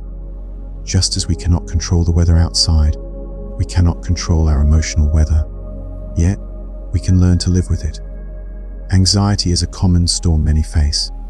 It often tricks us into believing that we must eliminate it before taking action. But anxiety, like the wind, is simply energy moving through our system. James, a college student, illustrates this well. His intense social anxiety led him to avoid classes and social interactions, perpetuating his fears. However, by practicing inner weather watching, he learned to acknowledge his anxiety without letting it dictate his actions. Instead of waiting for anxiety to disappear, James adopted the mantra, "Anxiety is here and I'm going to class anyway." By carrying his anxiety like an umbrella on a cloudy day, he gradually reduced its intensity, teaching his nervous system that social situations were not dangerous. In our emotional journey, it's crucial to differentiate between clean pain and dirty pain. Clean pain is the natural response to life's challenges, grief, fear, anger. These emotions are part of the human experience and are manageable when not resisted. On the other hand, dirty pain is the additional suffering we create through resistance and self-judgment. It's the stories we tell ourselves about why we shouldn't feel a certain way, the judgments about our emotional responses, and the shame we heap on our natural reactions. By practicing inner weather watching, we learn to feel clean pain without layering dirty pain on top. We can feel sadness without equating it to weakness, fear without seeing it as failure, and anger without self-judgment. This ability to experience emotions cleanly dramatically reduces overall suffering. Emotional resilience is like a muscle that strengthens with use. Trusting our capacity to feel emotions without being overwhelmed is akin to building this muscle. This trust allows us to engage more fully with life, rather than retreat from its intensity. Imagine a tightrope walker balancing high above the ground. Their trust in their ability to maintain balance enables them to move forward despite the height and the sway. Similarly, emotional resilience helps us navigate life's challenges with grace. It allows us to remain open to experiences, fostering personal growth and enriching relationships. By embracing vulnerability, we discover the strength to engage with life authentically. Equanimity, a concept rooted in Buddhism, represents a state of emotional balance. It's not about being emotionless, but maintaining a steady mind amidst emotional fluctuations. Picture a tree in a storm, its branches swaying, but its roots firmly planted. Equanimity provides this groundedness, enabling us to face life's challenges without being swayed by emotions. Through meditation and mindfulness, we cultivate this balance. These practices teach us to observe emotions without attachment, allowing them to arise and pass like clouds in the sky. In daily life, equanimity helps us respond to situations with clarity and calmness. It transforms our interactions, bringing stability and presence to our relationships and responsibilities. The middle way, a dynamic balance between extremes, is a cornerstone of Buddhist philosophy. It's often misunderstood as a compromise, but it is anything but passive. The middle way involves finding the right tension in each moment, like tuning a stringed instrument. Too tight, and it breaks. Too loose, and it doesn't sound right. The Buddha discovered this through his own experiences with extremes. Neither indulgence nor deprivation led to enlightenment. Instead, the path lay in caring for the body and mind without being enslaved by desires or overwhelmed by demands. In our lives, we face similar challenges. Whether in work, relationships, or personal growth, the middle way guides us to engage fully without losing our center. Emotional skillfulness transforms not only our inner lives, but also how we interact with the world. In the workplace, it enhances conflict resolution and leadership. By understanding our emotions and those of others, we navigate challenges with empathy and intelligence. Emotional skillfulness fosters personal and professional success, bringing stability to interactions and responsibilities. In relationships, it deepens connections, allowing us to communicate openly and authentically. When we approach life with emotional balance, we create a ripple effect, impacting those around us. As we continue this journey, we uncover the middle way in every aspect of our lives. We learn to engage fully, balancing effort and ease, caring and letting go. This dynamic approach enriches our experiences, allowing life to sing in harmony. In conclusion, the dance of emotional balance invites us to embrace our emotions with wisdom and grace. By cultivating emotional autonomy, practicing inner weather watching, and embracing the middle way, we transform our relationship with emotions. We become sailors navigating the seas of life, using the energy of emotions to steer us toward what truly matters.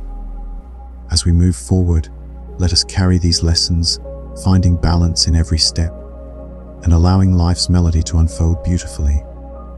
In the ever-evolving journey of parenting, one can easily find themselves oscillating between two extremes: the overprotective parent and the neglectful one.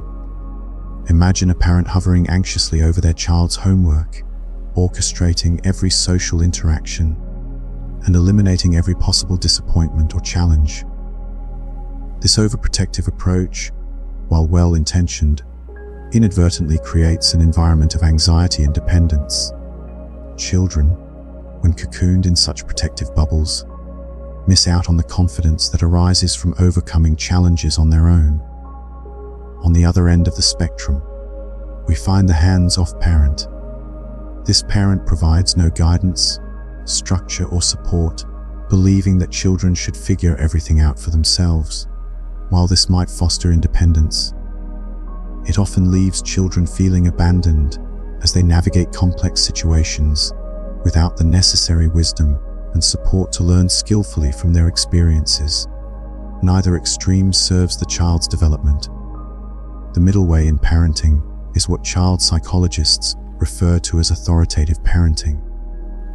This approach involves providing both warmth and boundaries, support and challenges, guidance and freedom. It is about finding that sweet spot where children feel both supported and free to grow.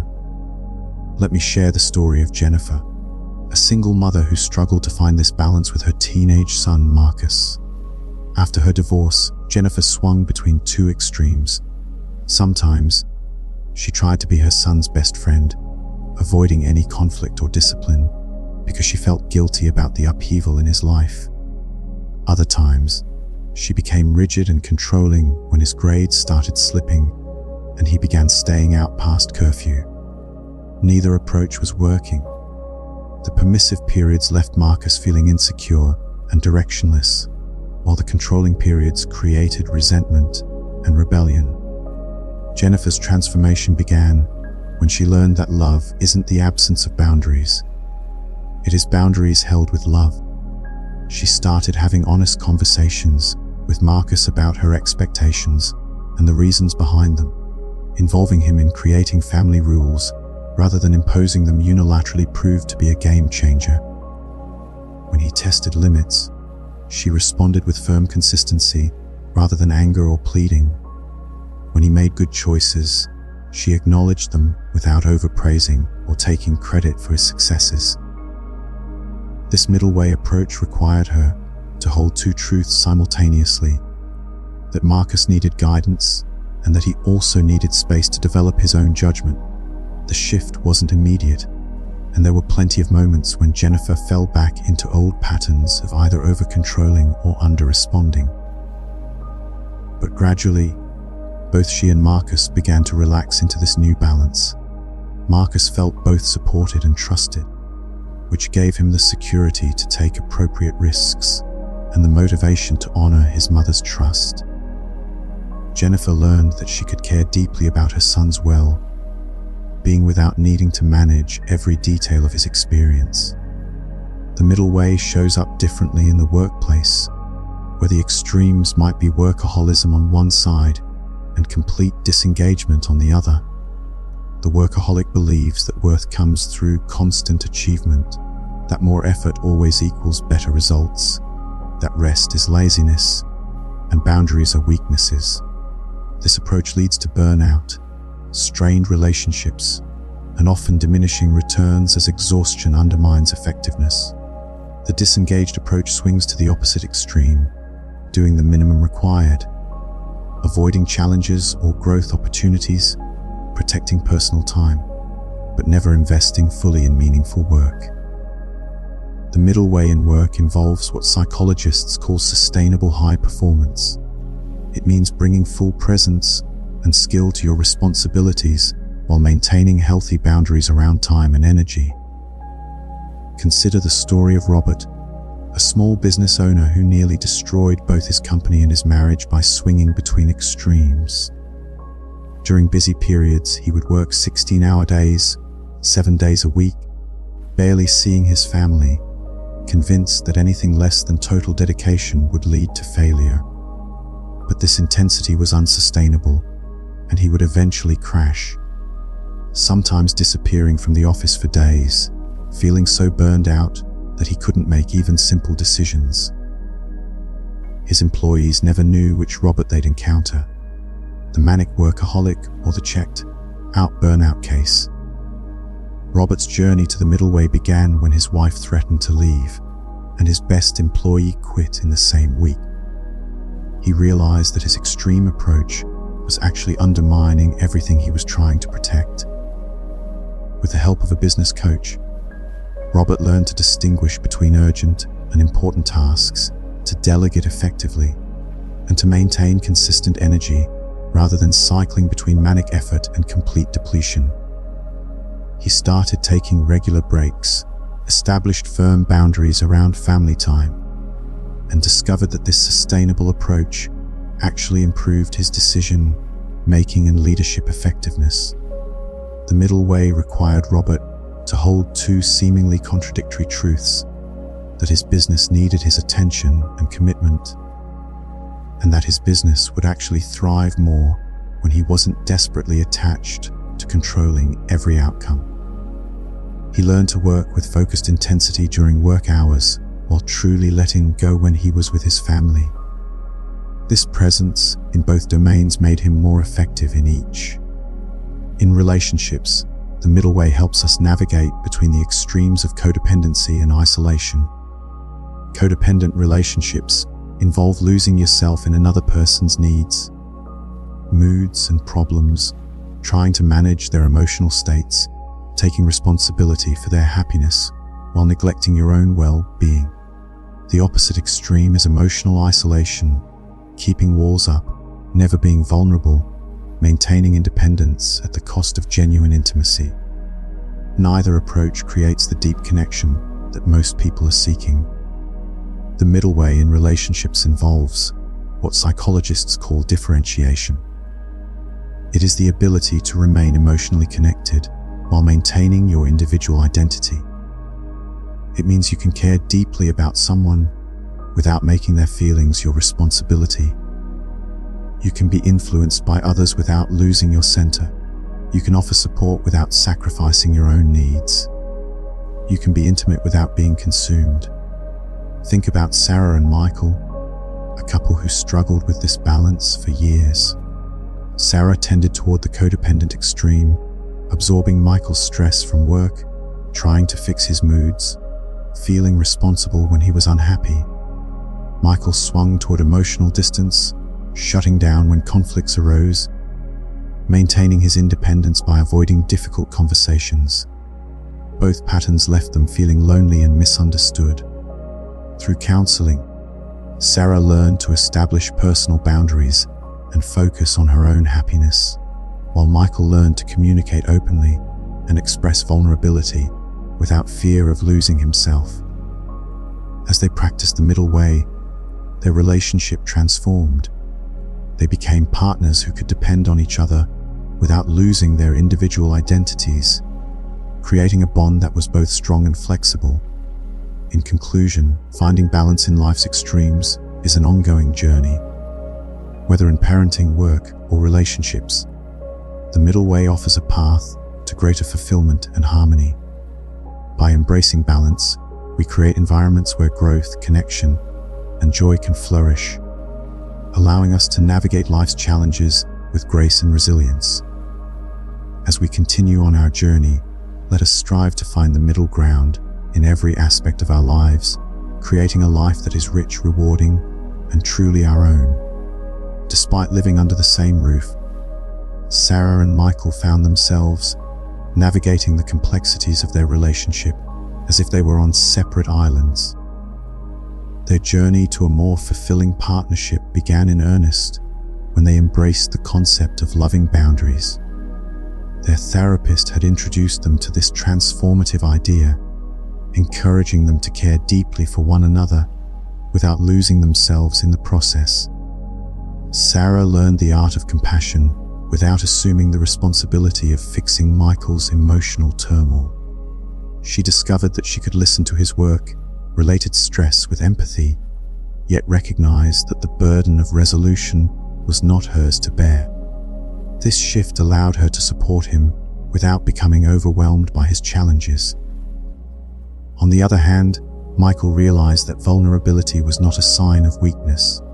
Sharing his inner experiences with Sarah did not threaten his autonomy, but rather it deepened their connection. By opening up, he found strength in the intimacy that came from being truly seen and understood by his partner.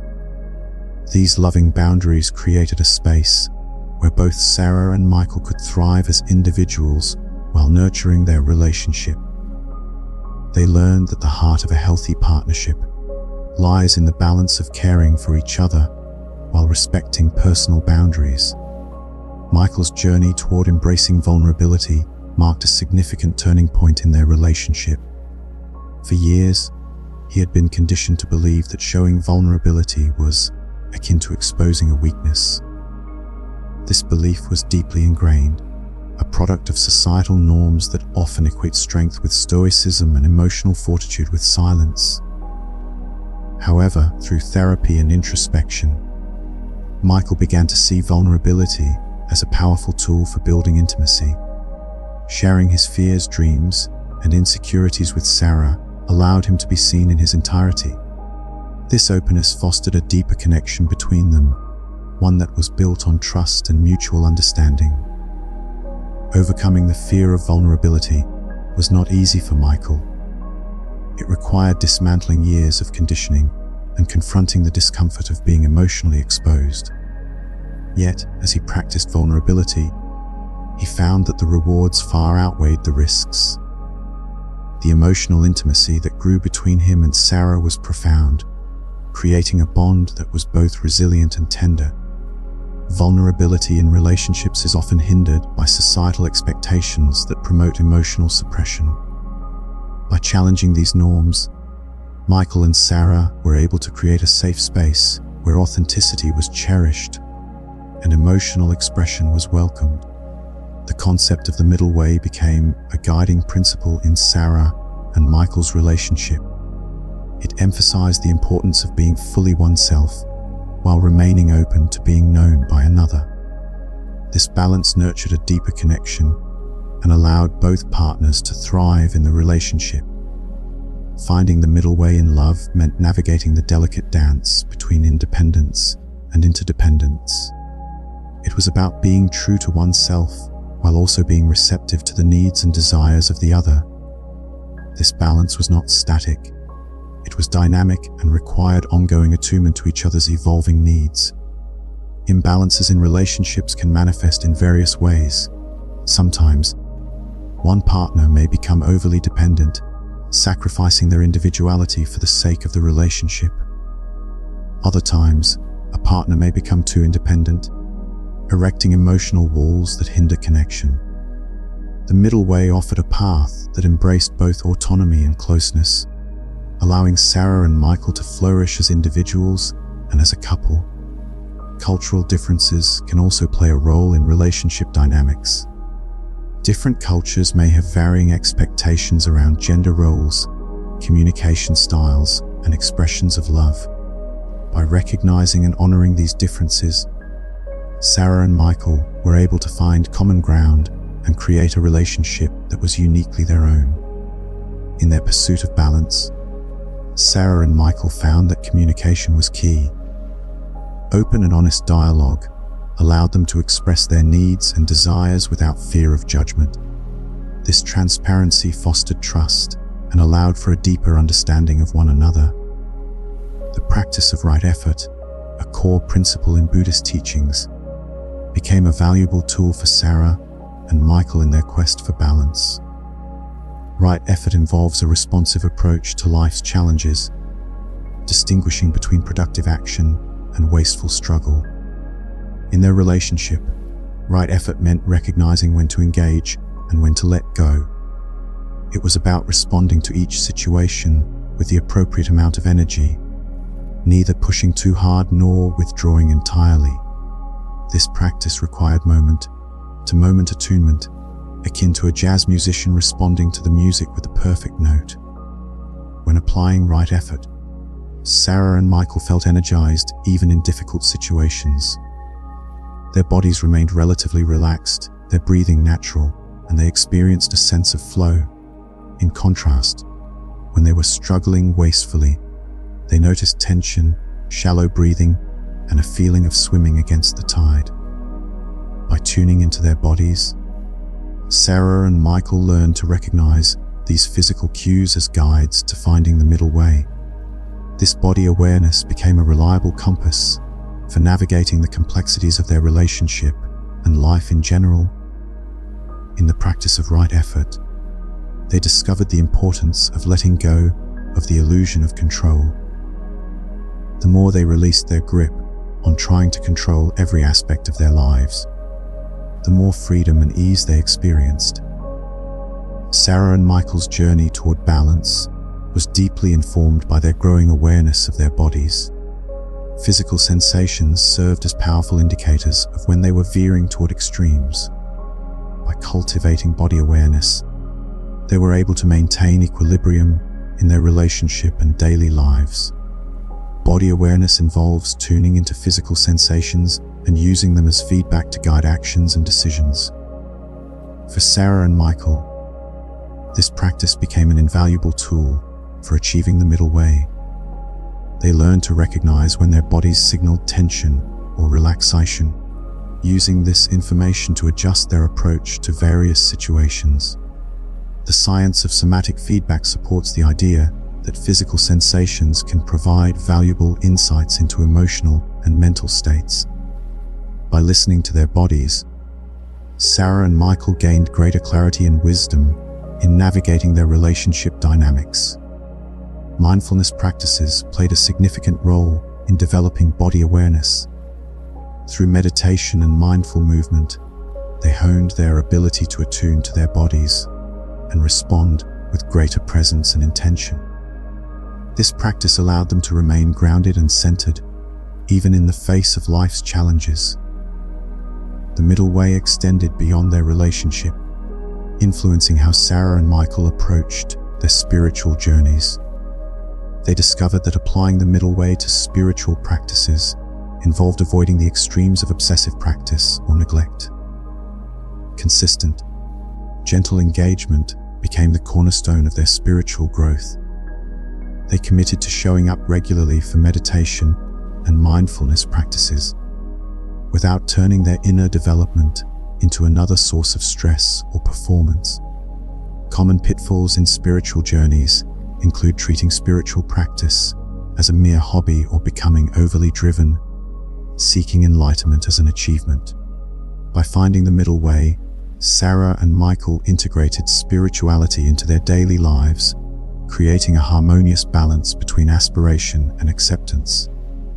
This balanced approach allowed them to experience the transformative power of spiritual practice without becoming consumed by it. They embraced the journey as a process of continuous growth, celebrating progress without becoming fixated on reaching a specific destination. Life is full of challenges, and Sarah and Michael discovered that the practice of dynamic balance was essential for navigating these hurdles with wisdom and ease. Dynamic balance involves the ability to adjust and respond to changing circumstances while maintaining stability and resilience. Real-life examples of dynamic balance can be found in nature. A tree bending in the wind is a metaphor for resilience, demonstrating the power of flexibility and strength. Similarly, Sarah and Michael learned to move with life's forces without losing their rootedness in what mattered most. Exercises for developing resilience included mindfulness practices, physical movement, and reflection. By cultivating resilience, they were better equipped to face life's uncertainties with courage and grace. Strategies for maintaining stability amidst change included embracing impermanence and letting go of the illusion of control.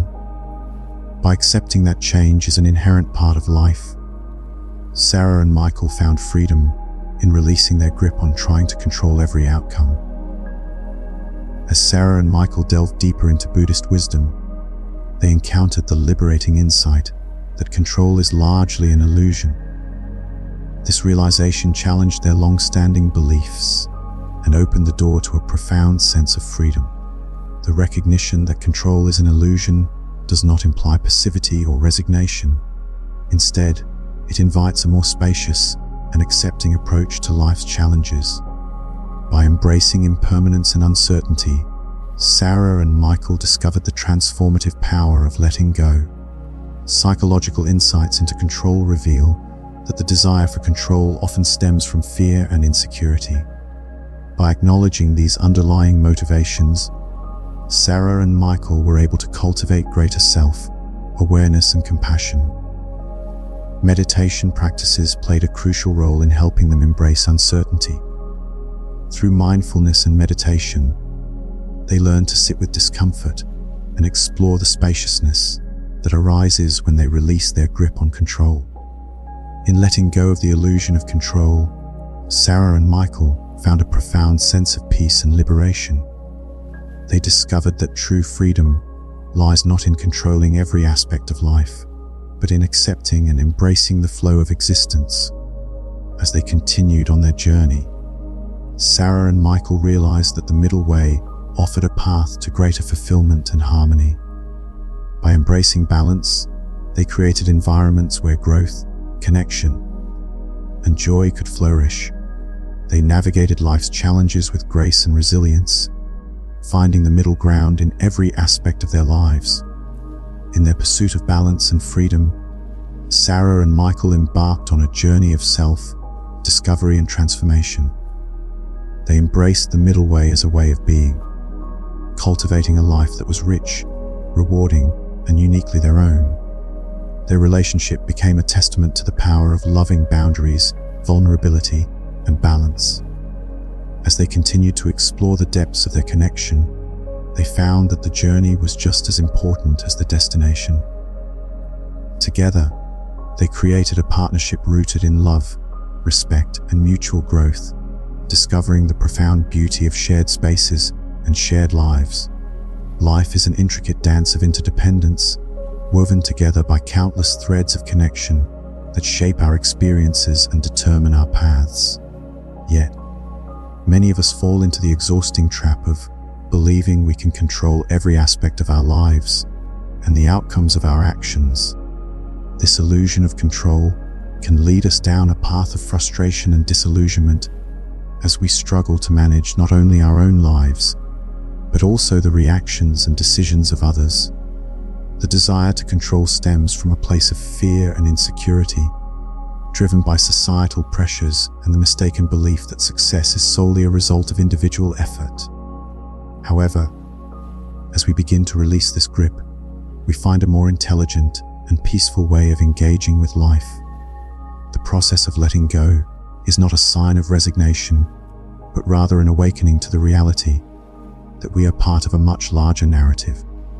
This narrative is beautifully illustrated by the Buddhist concept of dependent origination. Dependent origination is a fundamental teaching in Buddhism that reveals the interconnected nature of all things. It highlights the truth that nothing exists in isolation and that everything arises in dependence on multiple causes and conditions. Our thoughts, emotions, and relationships are all influenced by a web of factors that extend far beyond our immediate awareness. Consider the complexity of a single thought. It is shaped by our past experiences, current mood, physical state, recent interactions, and even the weather. This web of causation extends to our relationships, where each person's history, family background, health, and stress levels play a role in shaping interactions. Recognizing the interdependent nature of existence allows us to see that our successes and failures are not solely the result of personal effort. Instead, they are the culmination of countless influences, some of which are beyond our control. This understanding challenges the myth of the self-made individual and invites us to appreciate the complex tapestry of factors that contribute to our lives. The idea of the self-made individual is deeply ingrained in many cultures, promoting the notion that success is achieved through sheer willpower and determination. While personal effort is undoubtedly important, it is never the whole story. Consider the journey of Elena, a successful architect who initially believed her achievements were entirely due to her hard work and talent. Yet, as she reflected on her path, she recognized the many external factors that contributed to her success. Elena was fortunate to be born into a family that could afford her education, to live in a time when women were entering the field of architecture, and to have mentors who guided her. Her accomplishments were further supported by the economic climate, client opportunities, and societal shifts that aligned with her aspirations. Acknowledging these influences did not diminish her achievements. Instead, it liberated her from the burden of believing she had to control every aspect of her success. When faced with financial difficulties during an economic downturn, Elena was able to adapt her business model and find new opportunities, rather than being consumed by self-doubt or blame. This flexibility and resilience are hallmarks of understanding interdependence. The ability to adapt to uncontrollable conditions is a crucial skill in navigating life's uncertainties. Elena's story exemplifies how embracing interdependence enables us to respond effectively to changing circumstances. Rather than clinging to the illusion of control, we can focus on what we can influence and let go of what we cannot. This mindset fosters resilience and creativity, allowing us to thrive even in challenging times. It encourages us to remain open to new possibilities and to view obstacles as opportunities for growth and innovation. By shifting our focus from controlling outcomes to responding skillfully to the present moment, we cultivate a sense of peace and acceptance. This approach is equally applicable to our personal lives and relationships. In our relationships, the illusion of control often manifests in our attempts to manage the feelings and choices of others. We may believe that by saying or doing the right things, we can make someone else happy, secure, or successful. However, each person's responses are influenced by their unique set of conditions. Michael's relationship with his son illustrates this dynamic. For years, Michael tried to steer his son's career choices, believing that his guidance would prevent mistakes. Yet, his efforts only led to resistance and distance. The breakthrough came when Michael realized that his son's decisions were shaped by his own experiences, values, and needs. Releasing the need to control allowed Michael to shift from pushing his agenda to offering support and listening without judgment. This change strengthened their bond, as his son felt free to share his journey without fear of criticism. Understanding interdependence reshapes our perceptions of success and failure.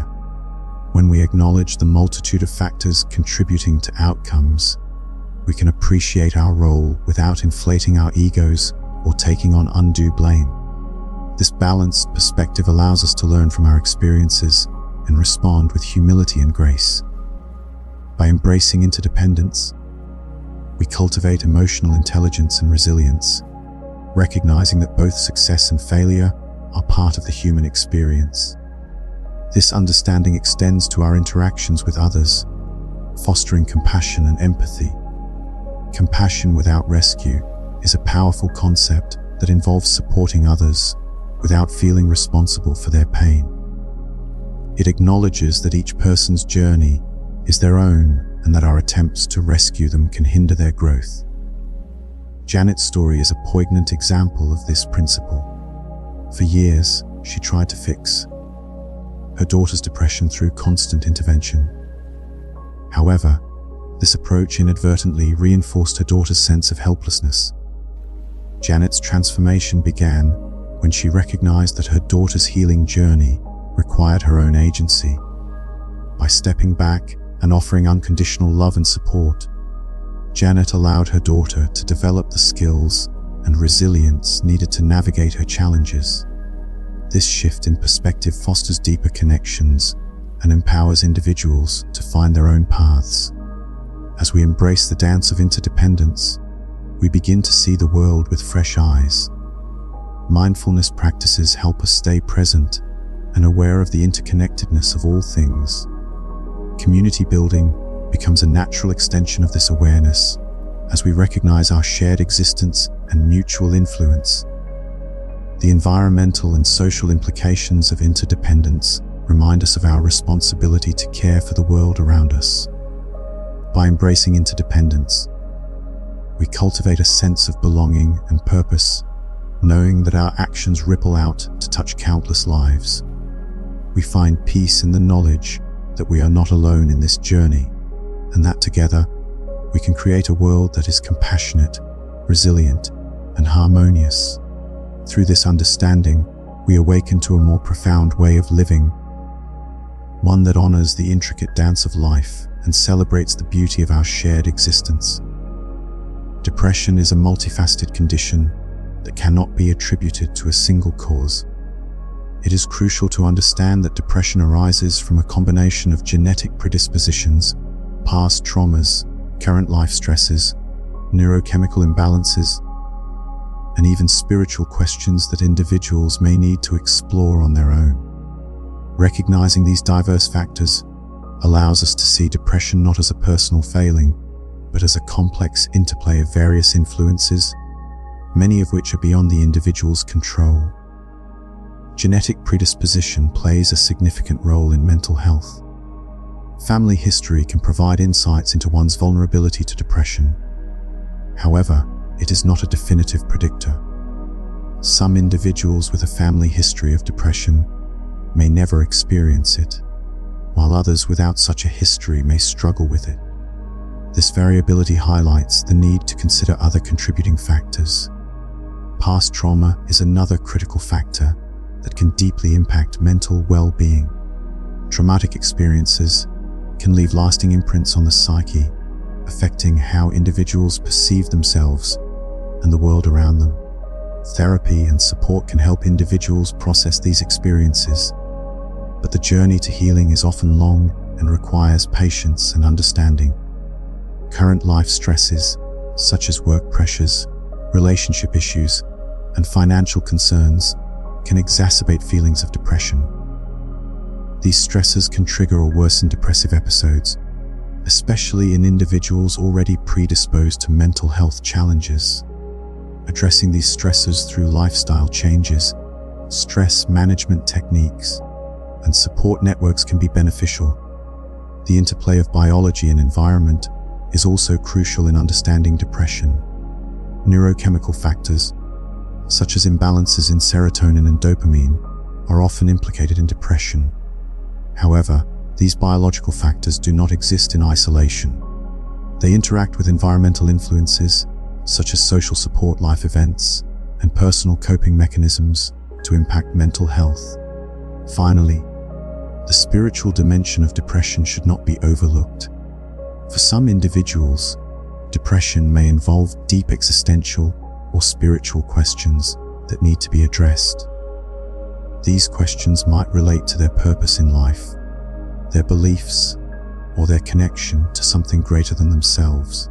Exploring these spiritual aspects can be an integral part of the healing process. Janet's story illustrates the power of compassionate presence in the healing process.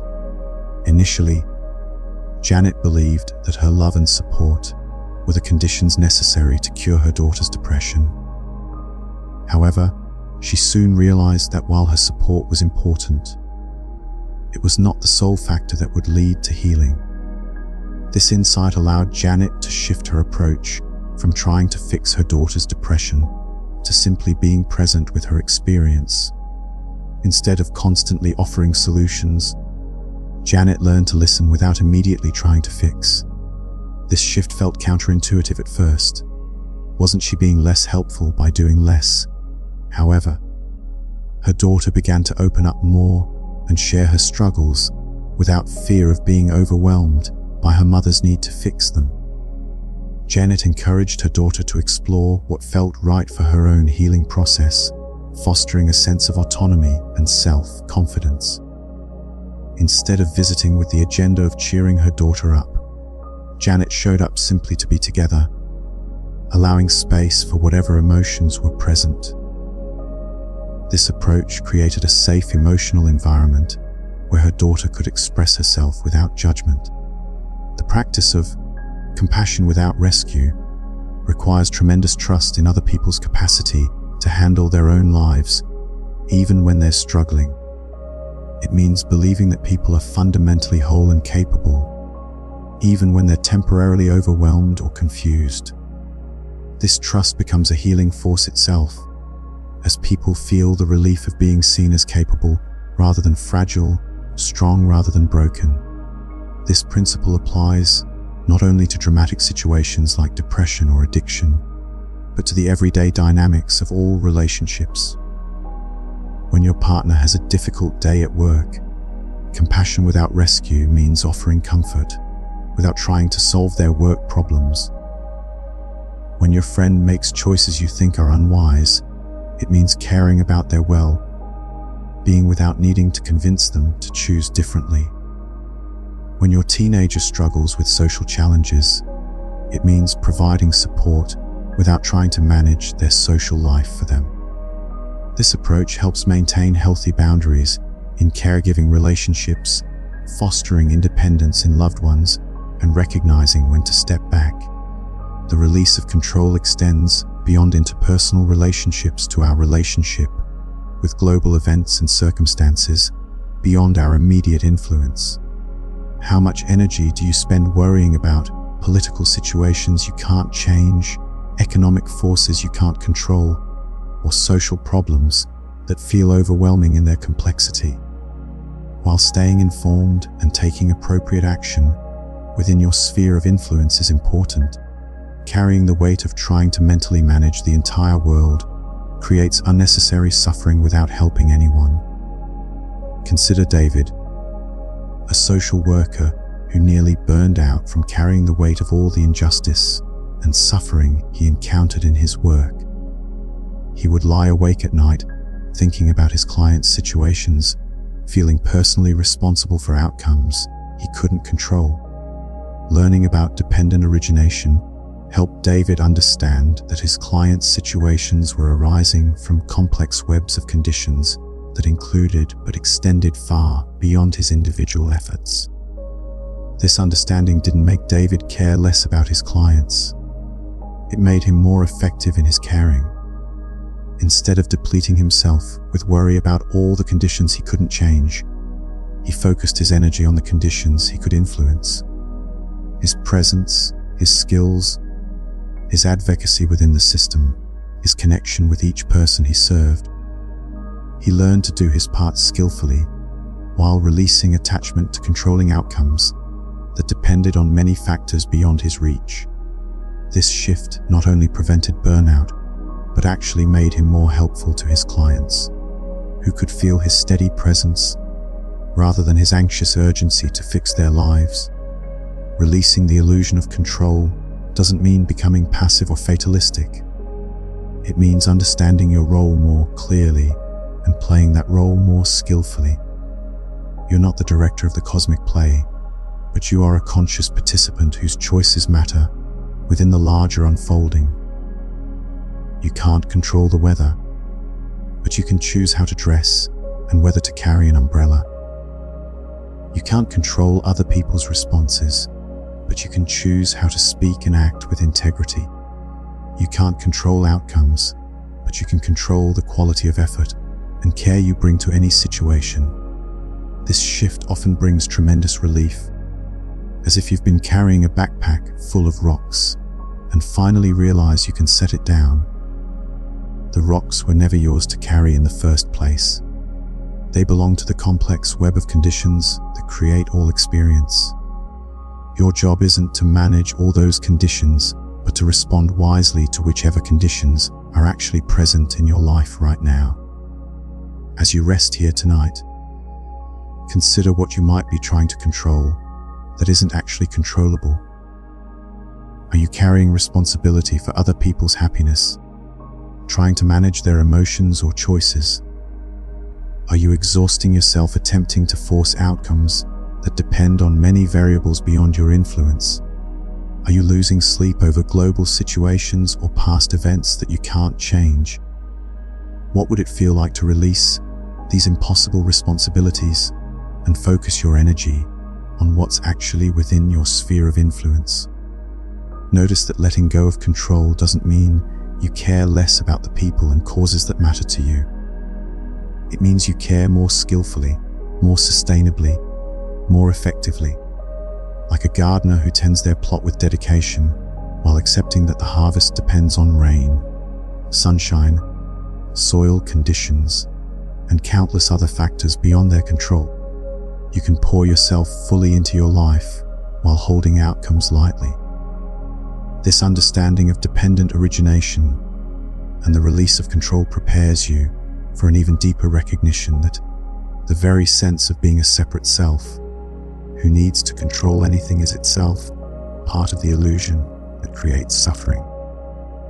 As this recognition deepens, you begin to discover a way of being that flows effortlessly with life's intelligence rather than fighting against it, opening into the profound peace that emerges when the war between yourself and reality finally comes to an end.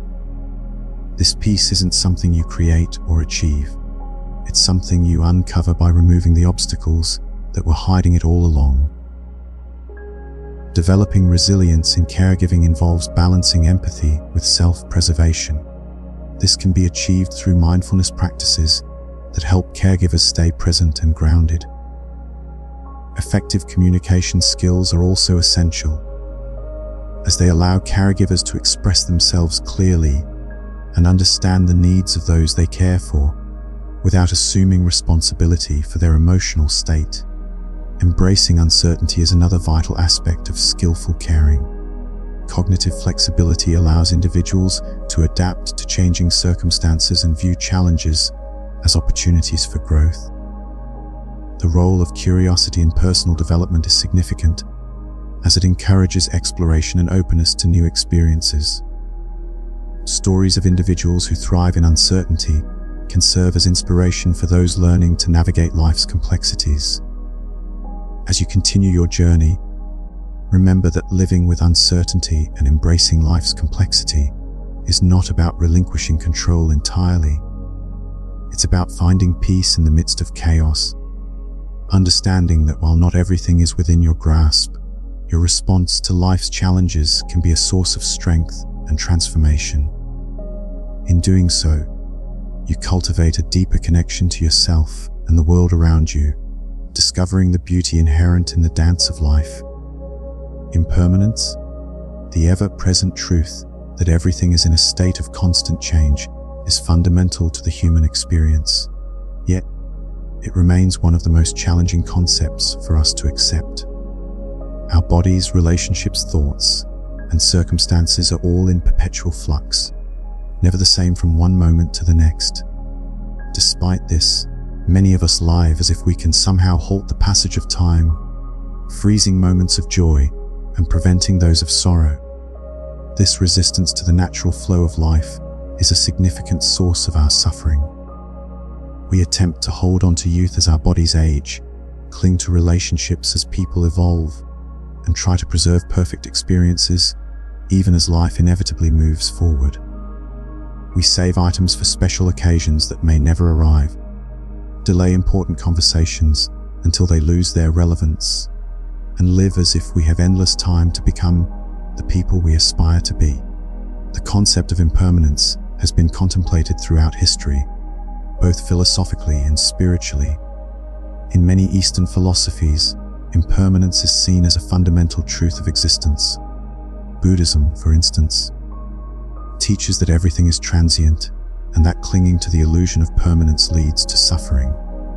In contrast, Western perspectives often emphasize the pursuit of enduring achievements and stable relationships, occasionally overlooking the natural ebb and flow of life. From a scientific viewpoint, change and transformation are constants in the universe. Cells regenerate, ecosystems evolve, and even the stars we gaze upon are ever shifting. Recognizing impermanence can deepen our appreciation for life's fleeting moments, urging us to savor the present and find peace in the transitory nature of existence. The human tendency to resist change is deeply rooted in our psychology. We crave stability and security, often equating change with loss. This resistance is influenced by cultural narratives that valorize permanence and control, leading us to fear the unknown. Our minds are wired to seek patterns and predictability, making the acceptance of impermanence a challenge. Consider the story of a woman who clung desperately to her youth, investing in endless beauty treatments and surgeries in a bid to defy aging. Despite her efforts, time marched on, leaving her feeling more disconnected from herself. It was only when she embraced the beauty of each stage of life that she found a deeper sense of peace. Personal anecdotes and cultural stories abound with examples of resistance and acceptance. They remind us that while we cannot control every change, we can choose our response, finding empowerment in adaptability. The Zen tradition offers profound insights into the acceptance of impermanence. The story of Master Tokasan illustrates how embracing change can lead to inner peace. When a young monk asked how to find peace amidst inevitable loss, Tokasan used the metaphor of a fallen leaf, highlighting the beauty and transformation inherent in endings. Zen teachings emphasize that death and endings are not to be feared, but seen as part of life's continuous cycle. Nature itself is a powerful teacher of impermanence, with its changing seasons and regenerative cycles offering a model for graceful acceptance. Other spiritual traditions also explore impermanence, each offering unique perspectives on how to live harmoniously with the ever-changing nature of existence. Recognizing the impermanence of moments can enhance their beauty and value. When we appreciate the fleeting nature of experiences, we are encouraged to savor them more deeply. This perspective transforms our understanding of love and relationships, allowing us to cherish the time we have with others. Art and culture often celebrate transience, capturing moments of beauty that might otherwise go unnoticed. Think of the cherry blossom festivals in Japan, where the ephemeral blooms are a reminder of life's fleeting beauty. These cultural rituals invite us to pause and appreciate the present, cultivating gratitude for the here and now. Margaret's story is a testament to the power of accepting change. As she learned to meet her mother in the present, rather than clinging to the past, she discovered new depths of connection and joy.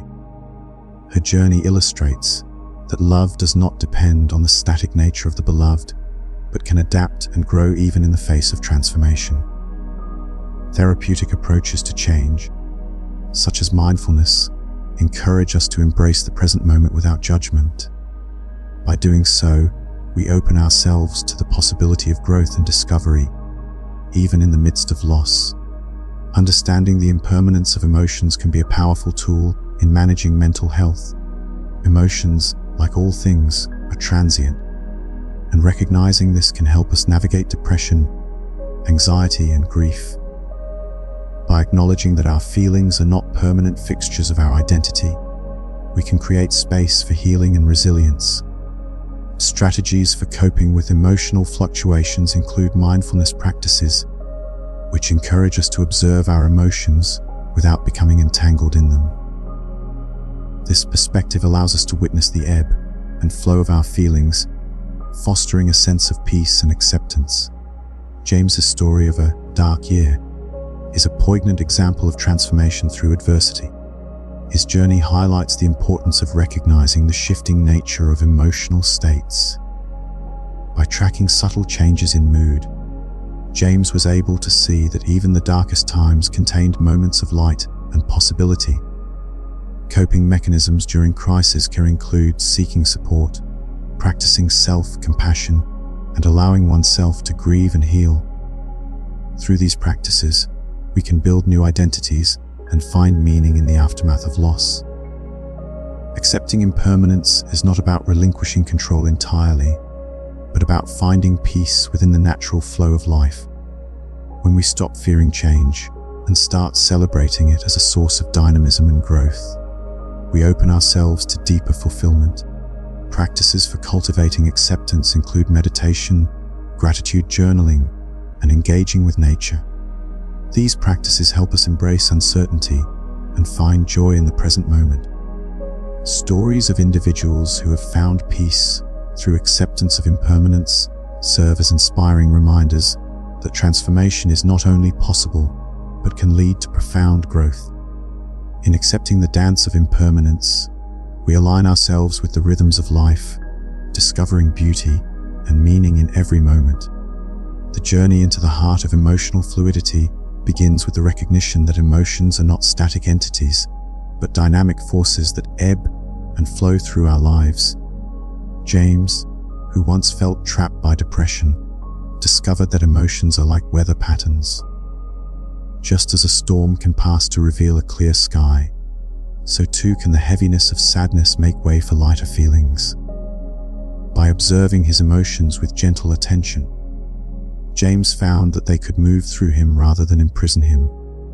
This awareness didn't magically erase his depression overnight. Instead, it offered him a lifeline during the darkest moments. The knowledge that his emotional states were temporary, much like clouds drifting across the sky, provided a sense of hope and resilience. Emotions, he learned, could be experienced, honored, and then released. Mindfulness became James's tool for emotional awareness. By practicing mindfulness, he could observe his emotions without judgment, allowing them to unfold naturally. This practice, rooted in stillness and presence, enabled James to transform solid blocks of pain into flowing energy. As he embraced this fluidity, he discovered that emotions were not to be feared, but understood. He began to see them as messages, each carrying insights about his needs, desires, and experiences. The more he practiced, the more he realized that emotional fluidity was a gift. It allowed him to navigate life's challenges with grace and adaptability. His story is a testament to the power of gentle observation and the transformative potential of viewing emotions as temporary visitors rather than permanent residents. The human mind craves certainty. We long to predict and control the future, to secure a sense of safety before we can relax into the present. Yet, life is inherently uncertain. Embracing this uncertainty is not merely a coping mechanism, but a profound spiritual practice. It involves letting go of the futile attempts to predict every outcome, and instead finding liberation in the present moment. Consider the story of Rachel, a single mother whose anxiety about her son's future consumed her. She was trapped in a cycle of endless scenarios, fearing the unknown path her son might take. Would he make the right choices? Would he find success and happiness? Rachel's breakthrough came when she realized that her son's future was shaped by countless factors beyond her control. His evolving values, the friends he would encounter, and the challenges he would face were all part of a larger tapestry. Her worrying, she discovered, was not helping him. Instead, it was draining her energy and preventing her from being fully present. By shifting her focus to supporting her son's current growth, Rachel found peace. She learned to appreciate his independence, celebrate his victories, and guide him through his struggles without needing to control the outcome. Paradoxically, this presence and trust empowered her son. He felt supported rather than monitored, free to make his own choices with confidence. Rachel's story illustrates the profound impact of embracing uncertainty. When we let go of the need to predict and control, we open ourselves to the richness of each moment. We discover that life is a dance of endless possibilities, and in this dance, we find our true freedom. Parental anxiety often stems from a deep love and desire to protect. Yet, as Rachel's story shows, this anxiety can become a barrier to true connection. Parents often find themselves caught in a web of expectations, projecting their fears onto their children's futures. But children, like all of us, are on their own journeys. They have their own paths to navigate, their own lessons to learn. By releasing the need to control every aspect of their children's lives, parents can become allies rather than overseers. This shift requires trust. Trust in the child's ability to grow and adapt, and trust in the unfolding of life itself. For Rachel, this meant recognizing that her son's journey was his own. She could offer guidance and support, but ultimately, he needed the space to make his own choices. This approach not only relieved Rachel of constant worry, but also strengthened her relationship with her son. He felt respected and valued, knowing that his mother believed in his capacity to navigate his life. Rachel's experience is a powerful reminder of the importance of letting go. By doing so, parents create an environment where children feel safe to explore, make mistakes, and discover their unique paths. This trust fosters resilience and independence, equipping children with the tools they need to face the uncertainties of life. In the end, letting go is an act of love. It allows parents to be present with their children, savoring the fleeting moments of their shared journey without being weighed down by what the future might hold.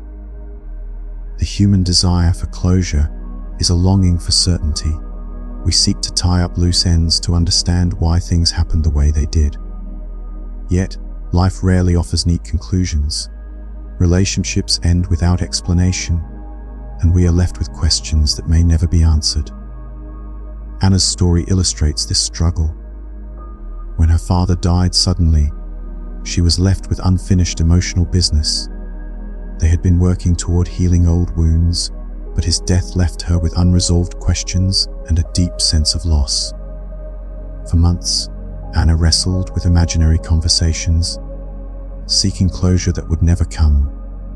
She replayed their interactions, wrote letters that would never be sent, and searched for answers in his past. Her healing began when she accepted that some things are meant to remain open and unfinished. She learned to carry her questions lightly, recognizing that they were not burdens but connections to her father's memory.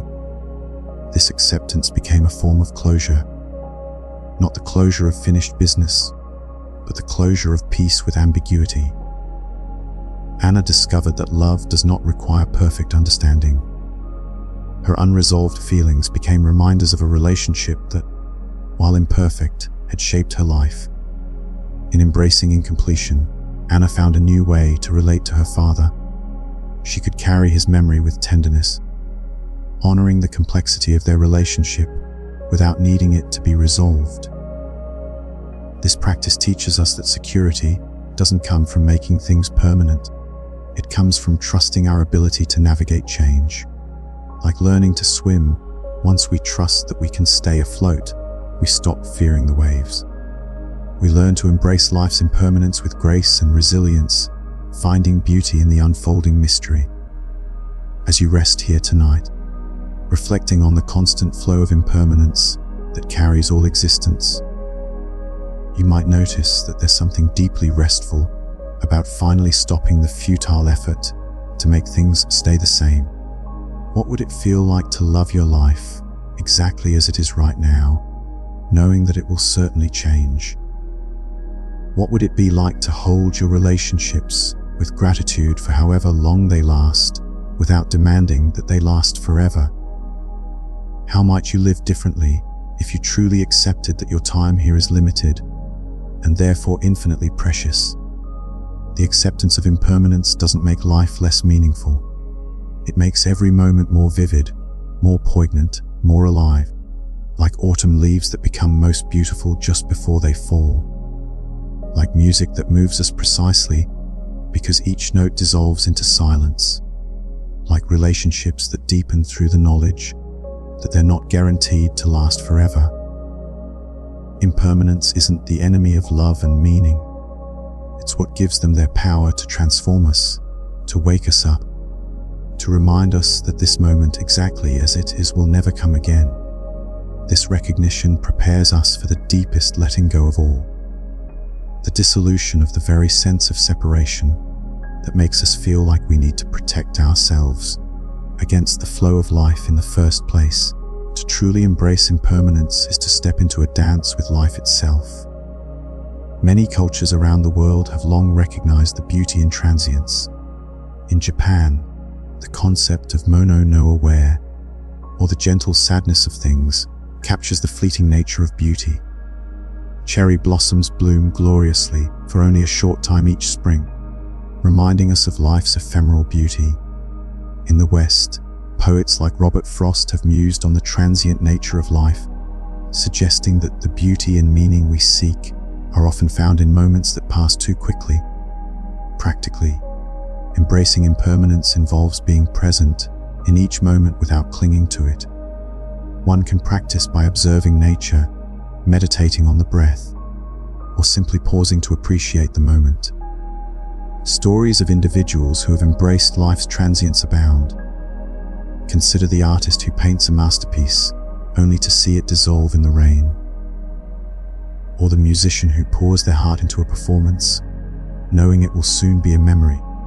Each finds joy and fulfillment not in permanence, but in the act of creation itself. Letting go is often portrayed as a loss, but it is, in truth, a path to liberation. By releasing the need to control or resist change, we open ourselves to life's full potential. Psychologically, the benefits of letting go are profound. It allows us to move beyond fear and anxiety, fostering resilience and deepening our connections with others. Forgiveness plays a crucial role in this process. By forgiving ourselves and others, we break free from the chains of past grievances, allowing love and compassion to flourish. Techniques for letting go include mindfulness meditation, journaling, and cognitive reframing. Stories of transformation through letting go are inspiring. Consider a person who, after decades of resentment, forgives a family member and experiences a profound sense of peace. Or the individual who releases a long-held dream, only to discover a new path more aligned with their true self. The mind is not merely a collection of thoughts, but a vast, open space where thoughts and emotions arise and dissolve. This understanding is central to many philosophical and spiritual traditions. Mindfulness practices help us connect with this spacious awareness, teaching us to observe thoughts without attachment. Different traditions offer varied teachings on the mind. In Buddhism, the idea of no self suggests that our true nature is beyond the transient thoughts and emotions that we often mistake for our identity. In contrast, some Western philosophies emphasize the mind's potential to shape reality through intention and focus. Exercises for observing thoughts without attachment include mindful breathing, body scans, and loving kindness meditation. These practices cultivate an awareness that thoughts are temporary, allowing us to respond to life with greater clarity and compassion. Imagine the mind as the sky and thoughts as clouds. No matter how stormy or calm the clouds may be, the sky remains vast and unaffected. This metaphor illustrates the concept of spacious awareness. By recognizing this, we find personal liberation and peace. Scientific studies have shown that mindfulness and awareness practices can reduce stress, improve focus, and increase overall well-being. Stories of individuals who have found peace through spacious awareness are plentiful. Consider someone who, after years of battling anxiety, discovers a sense of calm by practicing mindfulness, or a person who, through meditation, learns to navigate life's challenges with grace and equanimity. Guided practices to cultivate spacious awareness include visualizations, breathwork, and mindful movement. These practices help us connect with the boundless awareness that is always present, allowing us to live with greater freedom and joy. The stories of Thomas and Patricia illustrate how individuals can transform their relationship with their thoughts. Thomas, a research scientist, struggled with thought attacks that left him exhausted. Through mindfulness, he learned to observe his thoughts as passing clouds, finding peace in the spacious awareness of his mind. Patricia, a marketing executive, faced a relentless inner critic.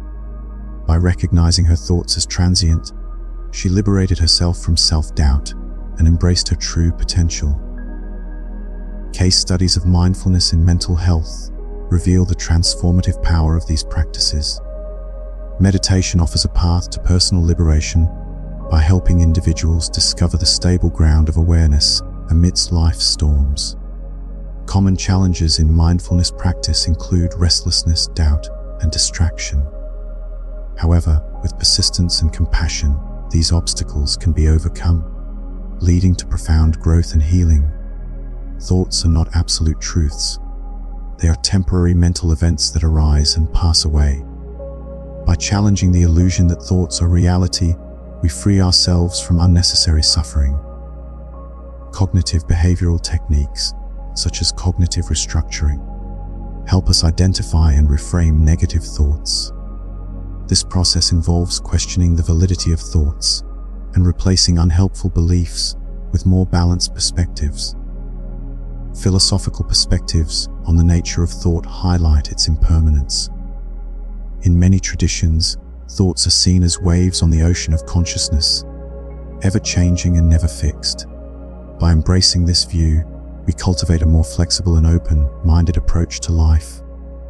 The acceptance of impermanence deepens our gratitude for relationships. By valuing relationships for their current presence rather than their potential longevity, we appreciate each moment shared. Practices for expressing gratitude in relationships include verbal affirmations, acts of kindness, and quality time spent together. Research shows that gratitude enhances relationship satisfaction and strengthens bonds. Cultural teachings on gratitude and impermanence offer valuable insights. In many indigenous cultures, gratitude is a way of life, a daily practice that honors the interconnectedness of all beings. By adopting this mindset, we foster deeper connections and a greater sense of belonging. Awakening to the present moment is a profound realization that transforms our experience of life. By accepting impermanence and recognizing spacious awareness, we awaken to the richness of each moment. Mindfulness exercises for present moment awareness include sensory exploration, mindful walking, and focused attention. These practices ground us in the now, allowing us to experience life with greater vibrancy and fulfillment. The role of sensory experiences in mindfulness is significant. By engaging our senses fully, we connect with the world around us in a deeper and more meaningful way. Inspirational stories of living in the present abound. Consider someone who, after years of dwelling on the past, discovers joy in the simple act of savoring a meal, or an individual who, by embracing the present, finds peace amidst life's uncertainties. In conclusion, embracing impermanence and recognizing the mind's spacious nature are transformative practices. They invite us to live with greater awareness, gratitude, and joy. As we awaken to the present moment, we discover a life that is vibrant, meaningful, and profoundly fulfilling. Chapter 2: Embracing the Sky of Awareness. And observing thoughts without attachment is an art that allows individuals to transcend the narratives spun by their minds. Patricia's journey illustrates this beautifully. She realized that she could observe her thoughts without believing them. They arose and dissolved like clouds in the vast sky of her awareness. This detachment was not an overnight transformation. The critical voice still echoed, but its grip weakened when Patricia recognized that she was the sky, not the cloud. This shift in perspective enabled Patricia to make career decisions from a place of clarity instead of reactivity. Opportunities that once triggered self-doubt now presented themselves as canvases of potential. She could feel the doubts, yet simultaneously access a spacious awareness that saw beyond the mind's limited perspectives. This awareness allowed her to trust a deeper intelligence within, a quiet knowing that emerged from stillness rather than the incessant chatter of analysis and criticism. Her work performance improved as she no longer wasted energy wrestling with her own mind. Instead, she learned to rest her attention in the background of her experience. This practice of cultivating spacious awareness involves not getting caught in the foreground of thoughts and emotions, but recognizing the deeper dimension available, the open space of awareness itself. This space remains constant even as its contents change. Most of us are absorbed in the ever-changing landscape of consciousness, swept away by thoughts, emotions, and sensations. Yet, there's a deeper dimension, like discovering you're not just watching a movie, but also aware of the screen on which it's playing. Let's explore this together. Take a moment to notice the thoughts arising in your mind. Perhaps there's commentary about these words, plans for tomorrow, or echoes of the past. Don't try to stop or change these thoughts. Observe them with gentle curiosity. Now sense the space in which these thoughts appear, the open, aware presence capable of witnessing whatever mental activity occurs. This witnessing awareness possesses remarkable qualities. It is completely peaceful, not a peace derived from the absence of problems, but one that remains undisturbed despite the turbulence of experience. It is naturally compassionate. Identifying with awareness rather than the content of thoughts and emotions creates space to meet whatever arises with kindness rather than reactivity. It is inherently wise, seeing clearly without the filters of conceptual thinking. Consider Maria, a hospice nurse who discovered the spacious nature of mind during a challenging period in her career. She cared for a young father dying of cancer, overwhelmed by the family grief and rage. This emotional storm left Maria depleted, carrying their pain as if it were her own. Her transformation began when she learned to identify with the spacious awareness that could hold all emotions without being overwhelmed. Instead of shielding herself by emotional detachment, she remained present while resting in the sky, like nature of her mind. Maria could feel the room's grief and fear without absorbing it into her identity, like standing in a rainstorm, but knowing she's not water. This allowed her to offer genuine compassion without losing herself in others' suffering. The family sensed Maria's shift immediately, feeling held by her presence in a way that was deeply personal and universal. The father shared his fears more openly, unburdened by emotions Maria couldn't handle. The family's moments of peace amidst devastation were reminders of something larger than their pain. This practice of resting in spacious awareness is powerful with anxiety, which often feels like being trapped in a small, airless room. Anxiety, like all mental states, arises within the vast space of consciousness. Identifying with the space, rather than the anxiety, transforms the experience from claustrophobic panic to workable energy moving through openness. David, a college student, experienced severe test anxiety affecting his performance. The anxiety built for days before exams, spiraling into worried thoughts of failure and disappointment. These thoughts looped endlessly, imprisoning David's mind. Traditional relaxation techniques offered temporary relief, but the pattern of mental claustrophobia persisted. David's breakthrough came when he expanded his identity beyond anxious thoughts to include the spacious awareness in which they arose.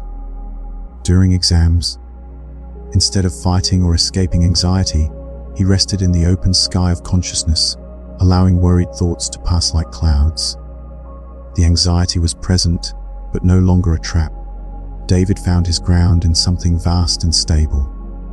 He felt anxious yet rooted in peace, worried yet connected to a deeper confidence transcending any outcome. This shift from content to context, from thoughts to awareness, leads to what Buddhists call mental freedom. It's not the absence of difficult thoughts and emotions, but but the liberty to experience them without enslavement. You discover you can have thoughts without believing them, feel emotions without being controlled by them, and face challenges without losing stability. This freedom isn't achieved through effort, but uncovered by recognizing what's always present. The spacious mind reveals the illusory nature of mental boundaries that once seemed solid. Thoughts that felt like permanent personality features become more like weather patterns, temporary formations in the sky of awareness. In conclusion, embracing the spacious awareness of the mind allows individuals to navigate life with clarity, compassion, and peace. As Patricia, Maria, and David's stories illustrate, this practice transforms personal and professional interactions. By recognizing the sky of awareness, we discover a profound freedom that enriches every moment, inviting us to live with greater depth and fulfillment. This chapter has explored the transformative power of spacious awareness, offering insights into observing thoughts without attachment, cultivating spacious awareness, embodying presence in challenging situations, transforming anxiety, and achieving mental freedom. As we continue our journey, let us carry these teachings into the next chapter, where we delve deeper into the art of living with mindful presence. In the vast expanse of awareness, emotions that once seemed overwhelming become transient echoes, like notes played in a grand concert hall. They arise and dissolve back into the openness from which they came, leaving behind a sense of fundamental silence.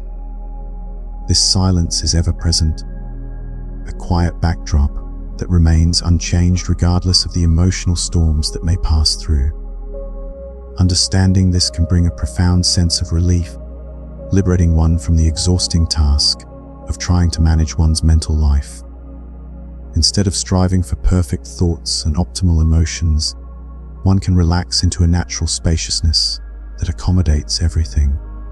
This shift in perception is akin to recognizing that, like the sky, one's essential awareness remains undisturbed regardless of whether it's hosting sunshine or storms. Whether one's mind is clear or clouded, peaceful or agitated, the underlying awareness remains constant and unchanged. As one continues to explore this spacious dimension, it becomes evident that awareness possesses an intelligent, responsive quality. Unlike the mechanical nature of thinking, this awareness knows directly and responds with creativity and appropriateness. It's as if one has been navigating life with a map, only to discover they have access to the territory itself. The practice of cultivating spacious awareness gradually transforms into a natural state of being, much like remembering one's original nature. When one notices being caught up in the content of experience, they can return to this openness, much like riding a bicycle becomes automatic once learned. The time spent lost in mental stories diminishes, replaced by presence in the richness of each moment. Developing spacious awareness involves shifting from a mindset of control to one of acceptance and openness. It is less about doing and more about being, allowing the mind to settle into its natural state of clarity. Techniques such as mindfulness and meditation can serve as gateways to this state, although they are not ends in themselves. Rather than attempting to suppress thoughts or emotions, one learns to observe them without attachment. This process is akin to watching clouds pass through the sky, acknowledging their presence without needing to alter them. Through consistent practice, spacious awareness becomes a part of daily life, allowing for greater freedom from mental entanglements. This state of being is characterized by a sense of ease and effortlessness, where life is engaged with directly, without the need for mental commentary. The Zen concept of beginner's mind invites us to meet each experience with fresh eyes, unburdened by past judgments and assumptions. This approach leads to a natural simplification of life, freeing up energy that was once spent managing thoughts and emotions. Without the constant need to maintain a particular mental state, one can engage more fully with work, relationships, and creative pursuits. life becomes more direct and vibrant as one meets it with presence rather than through the filter of mental narratives. The beginner's mind is not about naivety, but about openness and curiosity, allowing for greater creativity and connection. Practical exercises to cultivate this mindset include mindfulness practices, journaling, and activities that encourage curiosity and play. The sense of being a separate self is often a source of tension and striving, a cloud that obscures the infinite sky of being. Recognizing the illusory nature of this self can lead to a transformative way of living, where life becomes more fluid and less effortful. Eastern philosophies, particularly Buddhism, emphasize the transient nature of the self, viewing it as a construct rather than a fixed entity. This perspective frees one from the tyranny of self-identity, allowing for greater personal growth and transformation. Stories of individuals who have embraced this understanding often reveal profound changes in their relationships and sense of purpose. By letting go of rigid self-definitions, one can experience a deeper connection to themselves and the world around them. True contentment arises from within, independent of external circumstances or acquisitions. The Buddhist concept of sacred simplicity suggests that fulfillment comes not from accumulation, but from recognizing the sufficiency of the present moment. Gratitude plays a crucial role in this process, shifting focus from what is lacking to what is already present and sufficient. Practices such as gratitude journaling and mindful reflection can help cultivate this sense of contentment and simplicity. Understanding the difference between needs and wants is essential, as it allows for discernment in how one chooses to live. Contentment is not passive acceptance, but an active engagement with life, recognizing the richness of what is already here. Voluntary simplicity involves choosing to live with less, not out of deprivation, but out of discernment of what truly nourishes life. This practice requires clarity about one's values and a willingness to let go of what distracts from genuine fulfillment. Case studies of individuals who have embraced simplicity often reveal a deeper sense of satisfaction and meaning. Societal norms often equate consumption with success, but voluntary simplicity challenges this narrative, prioritizing intentionality over accumulation. Strategies for living a more intentional life include decluttering, simplifying commitments, and focusing on meaningful relationships and activities. Buddhism teaches that craving is a root cause of suffering, distinguishing between natural desires and compulsive wanting. Natural desires, when fulfilled, bring satisfaction and subside, while compulsive cravings perpetuate a cycle of dissatisfaction. Recognizing and addressing compulsive desires can lead to greater well-being and a more balanced life. Mindfulness practices can help bring awareness to these patterns, allowing for conscious choice and release from their grip. Understanding the underlying motivations for cravings can also reveal deeper needs that, when addressed, bring genuine fulfillment. Personal stories like those of Lisa and Robert illustrate the transformative potential of embracing spacious awareness and simplicity. These narratives reveal the unexpected realizations and transformations that occur when individuals confront their inner emptiness and desires.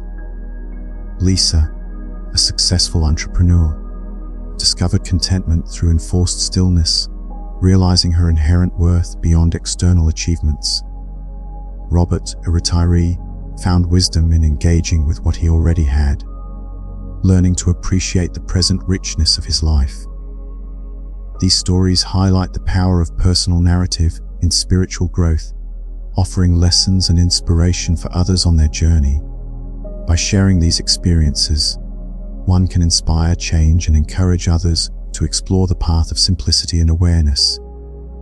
As this chapter concludes, it invites reflection on the principles of spacious awareness and sacred simplicity. These teachings offer a path to living with greater ease, presence, and fulfillment, encouraging a life that is both intentional and deeply connected.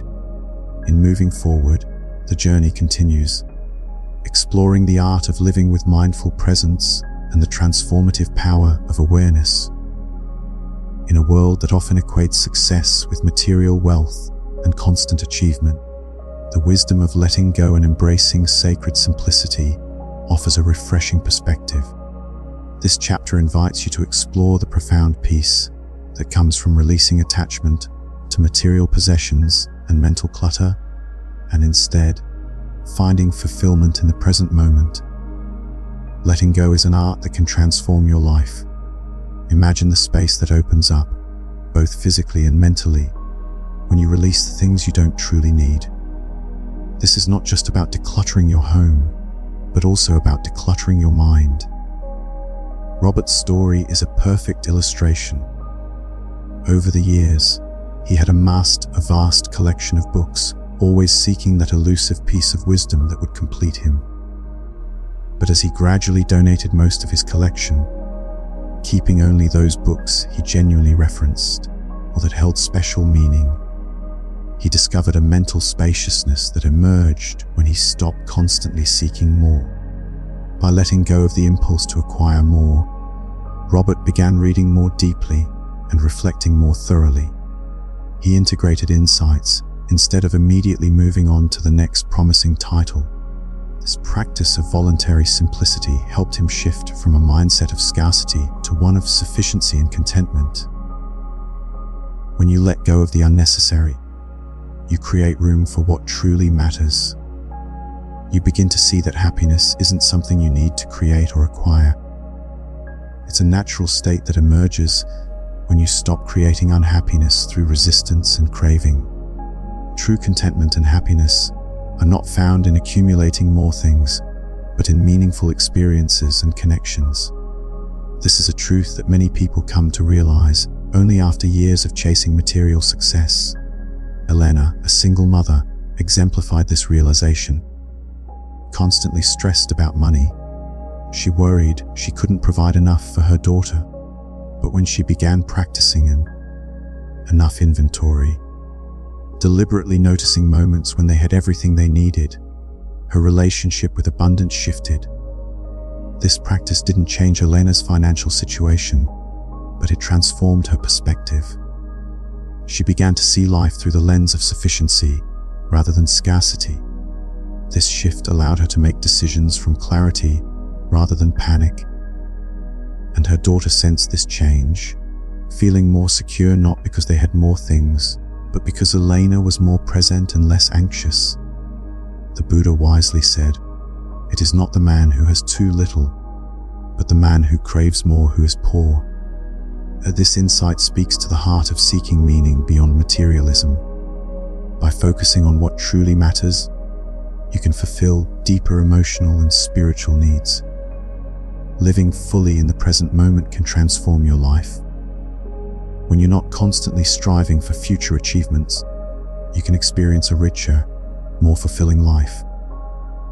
The practice of mindfulness helps you cultivate this presence. By taking 3 conscious breaths and asking yourself, what am I actually seeking right now? You can uncover the deeper longing beneath surface desires. Often, it's not more possessions you seek, but connection, peace, excitement, or meaning.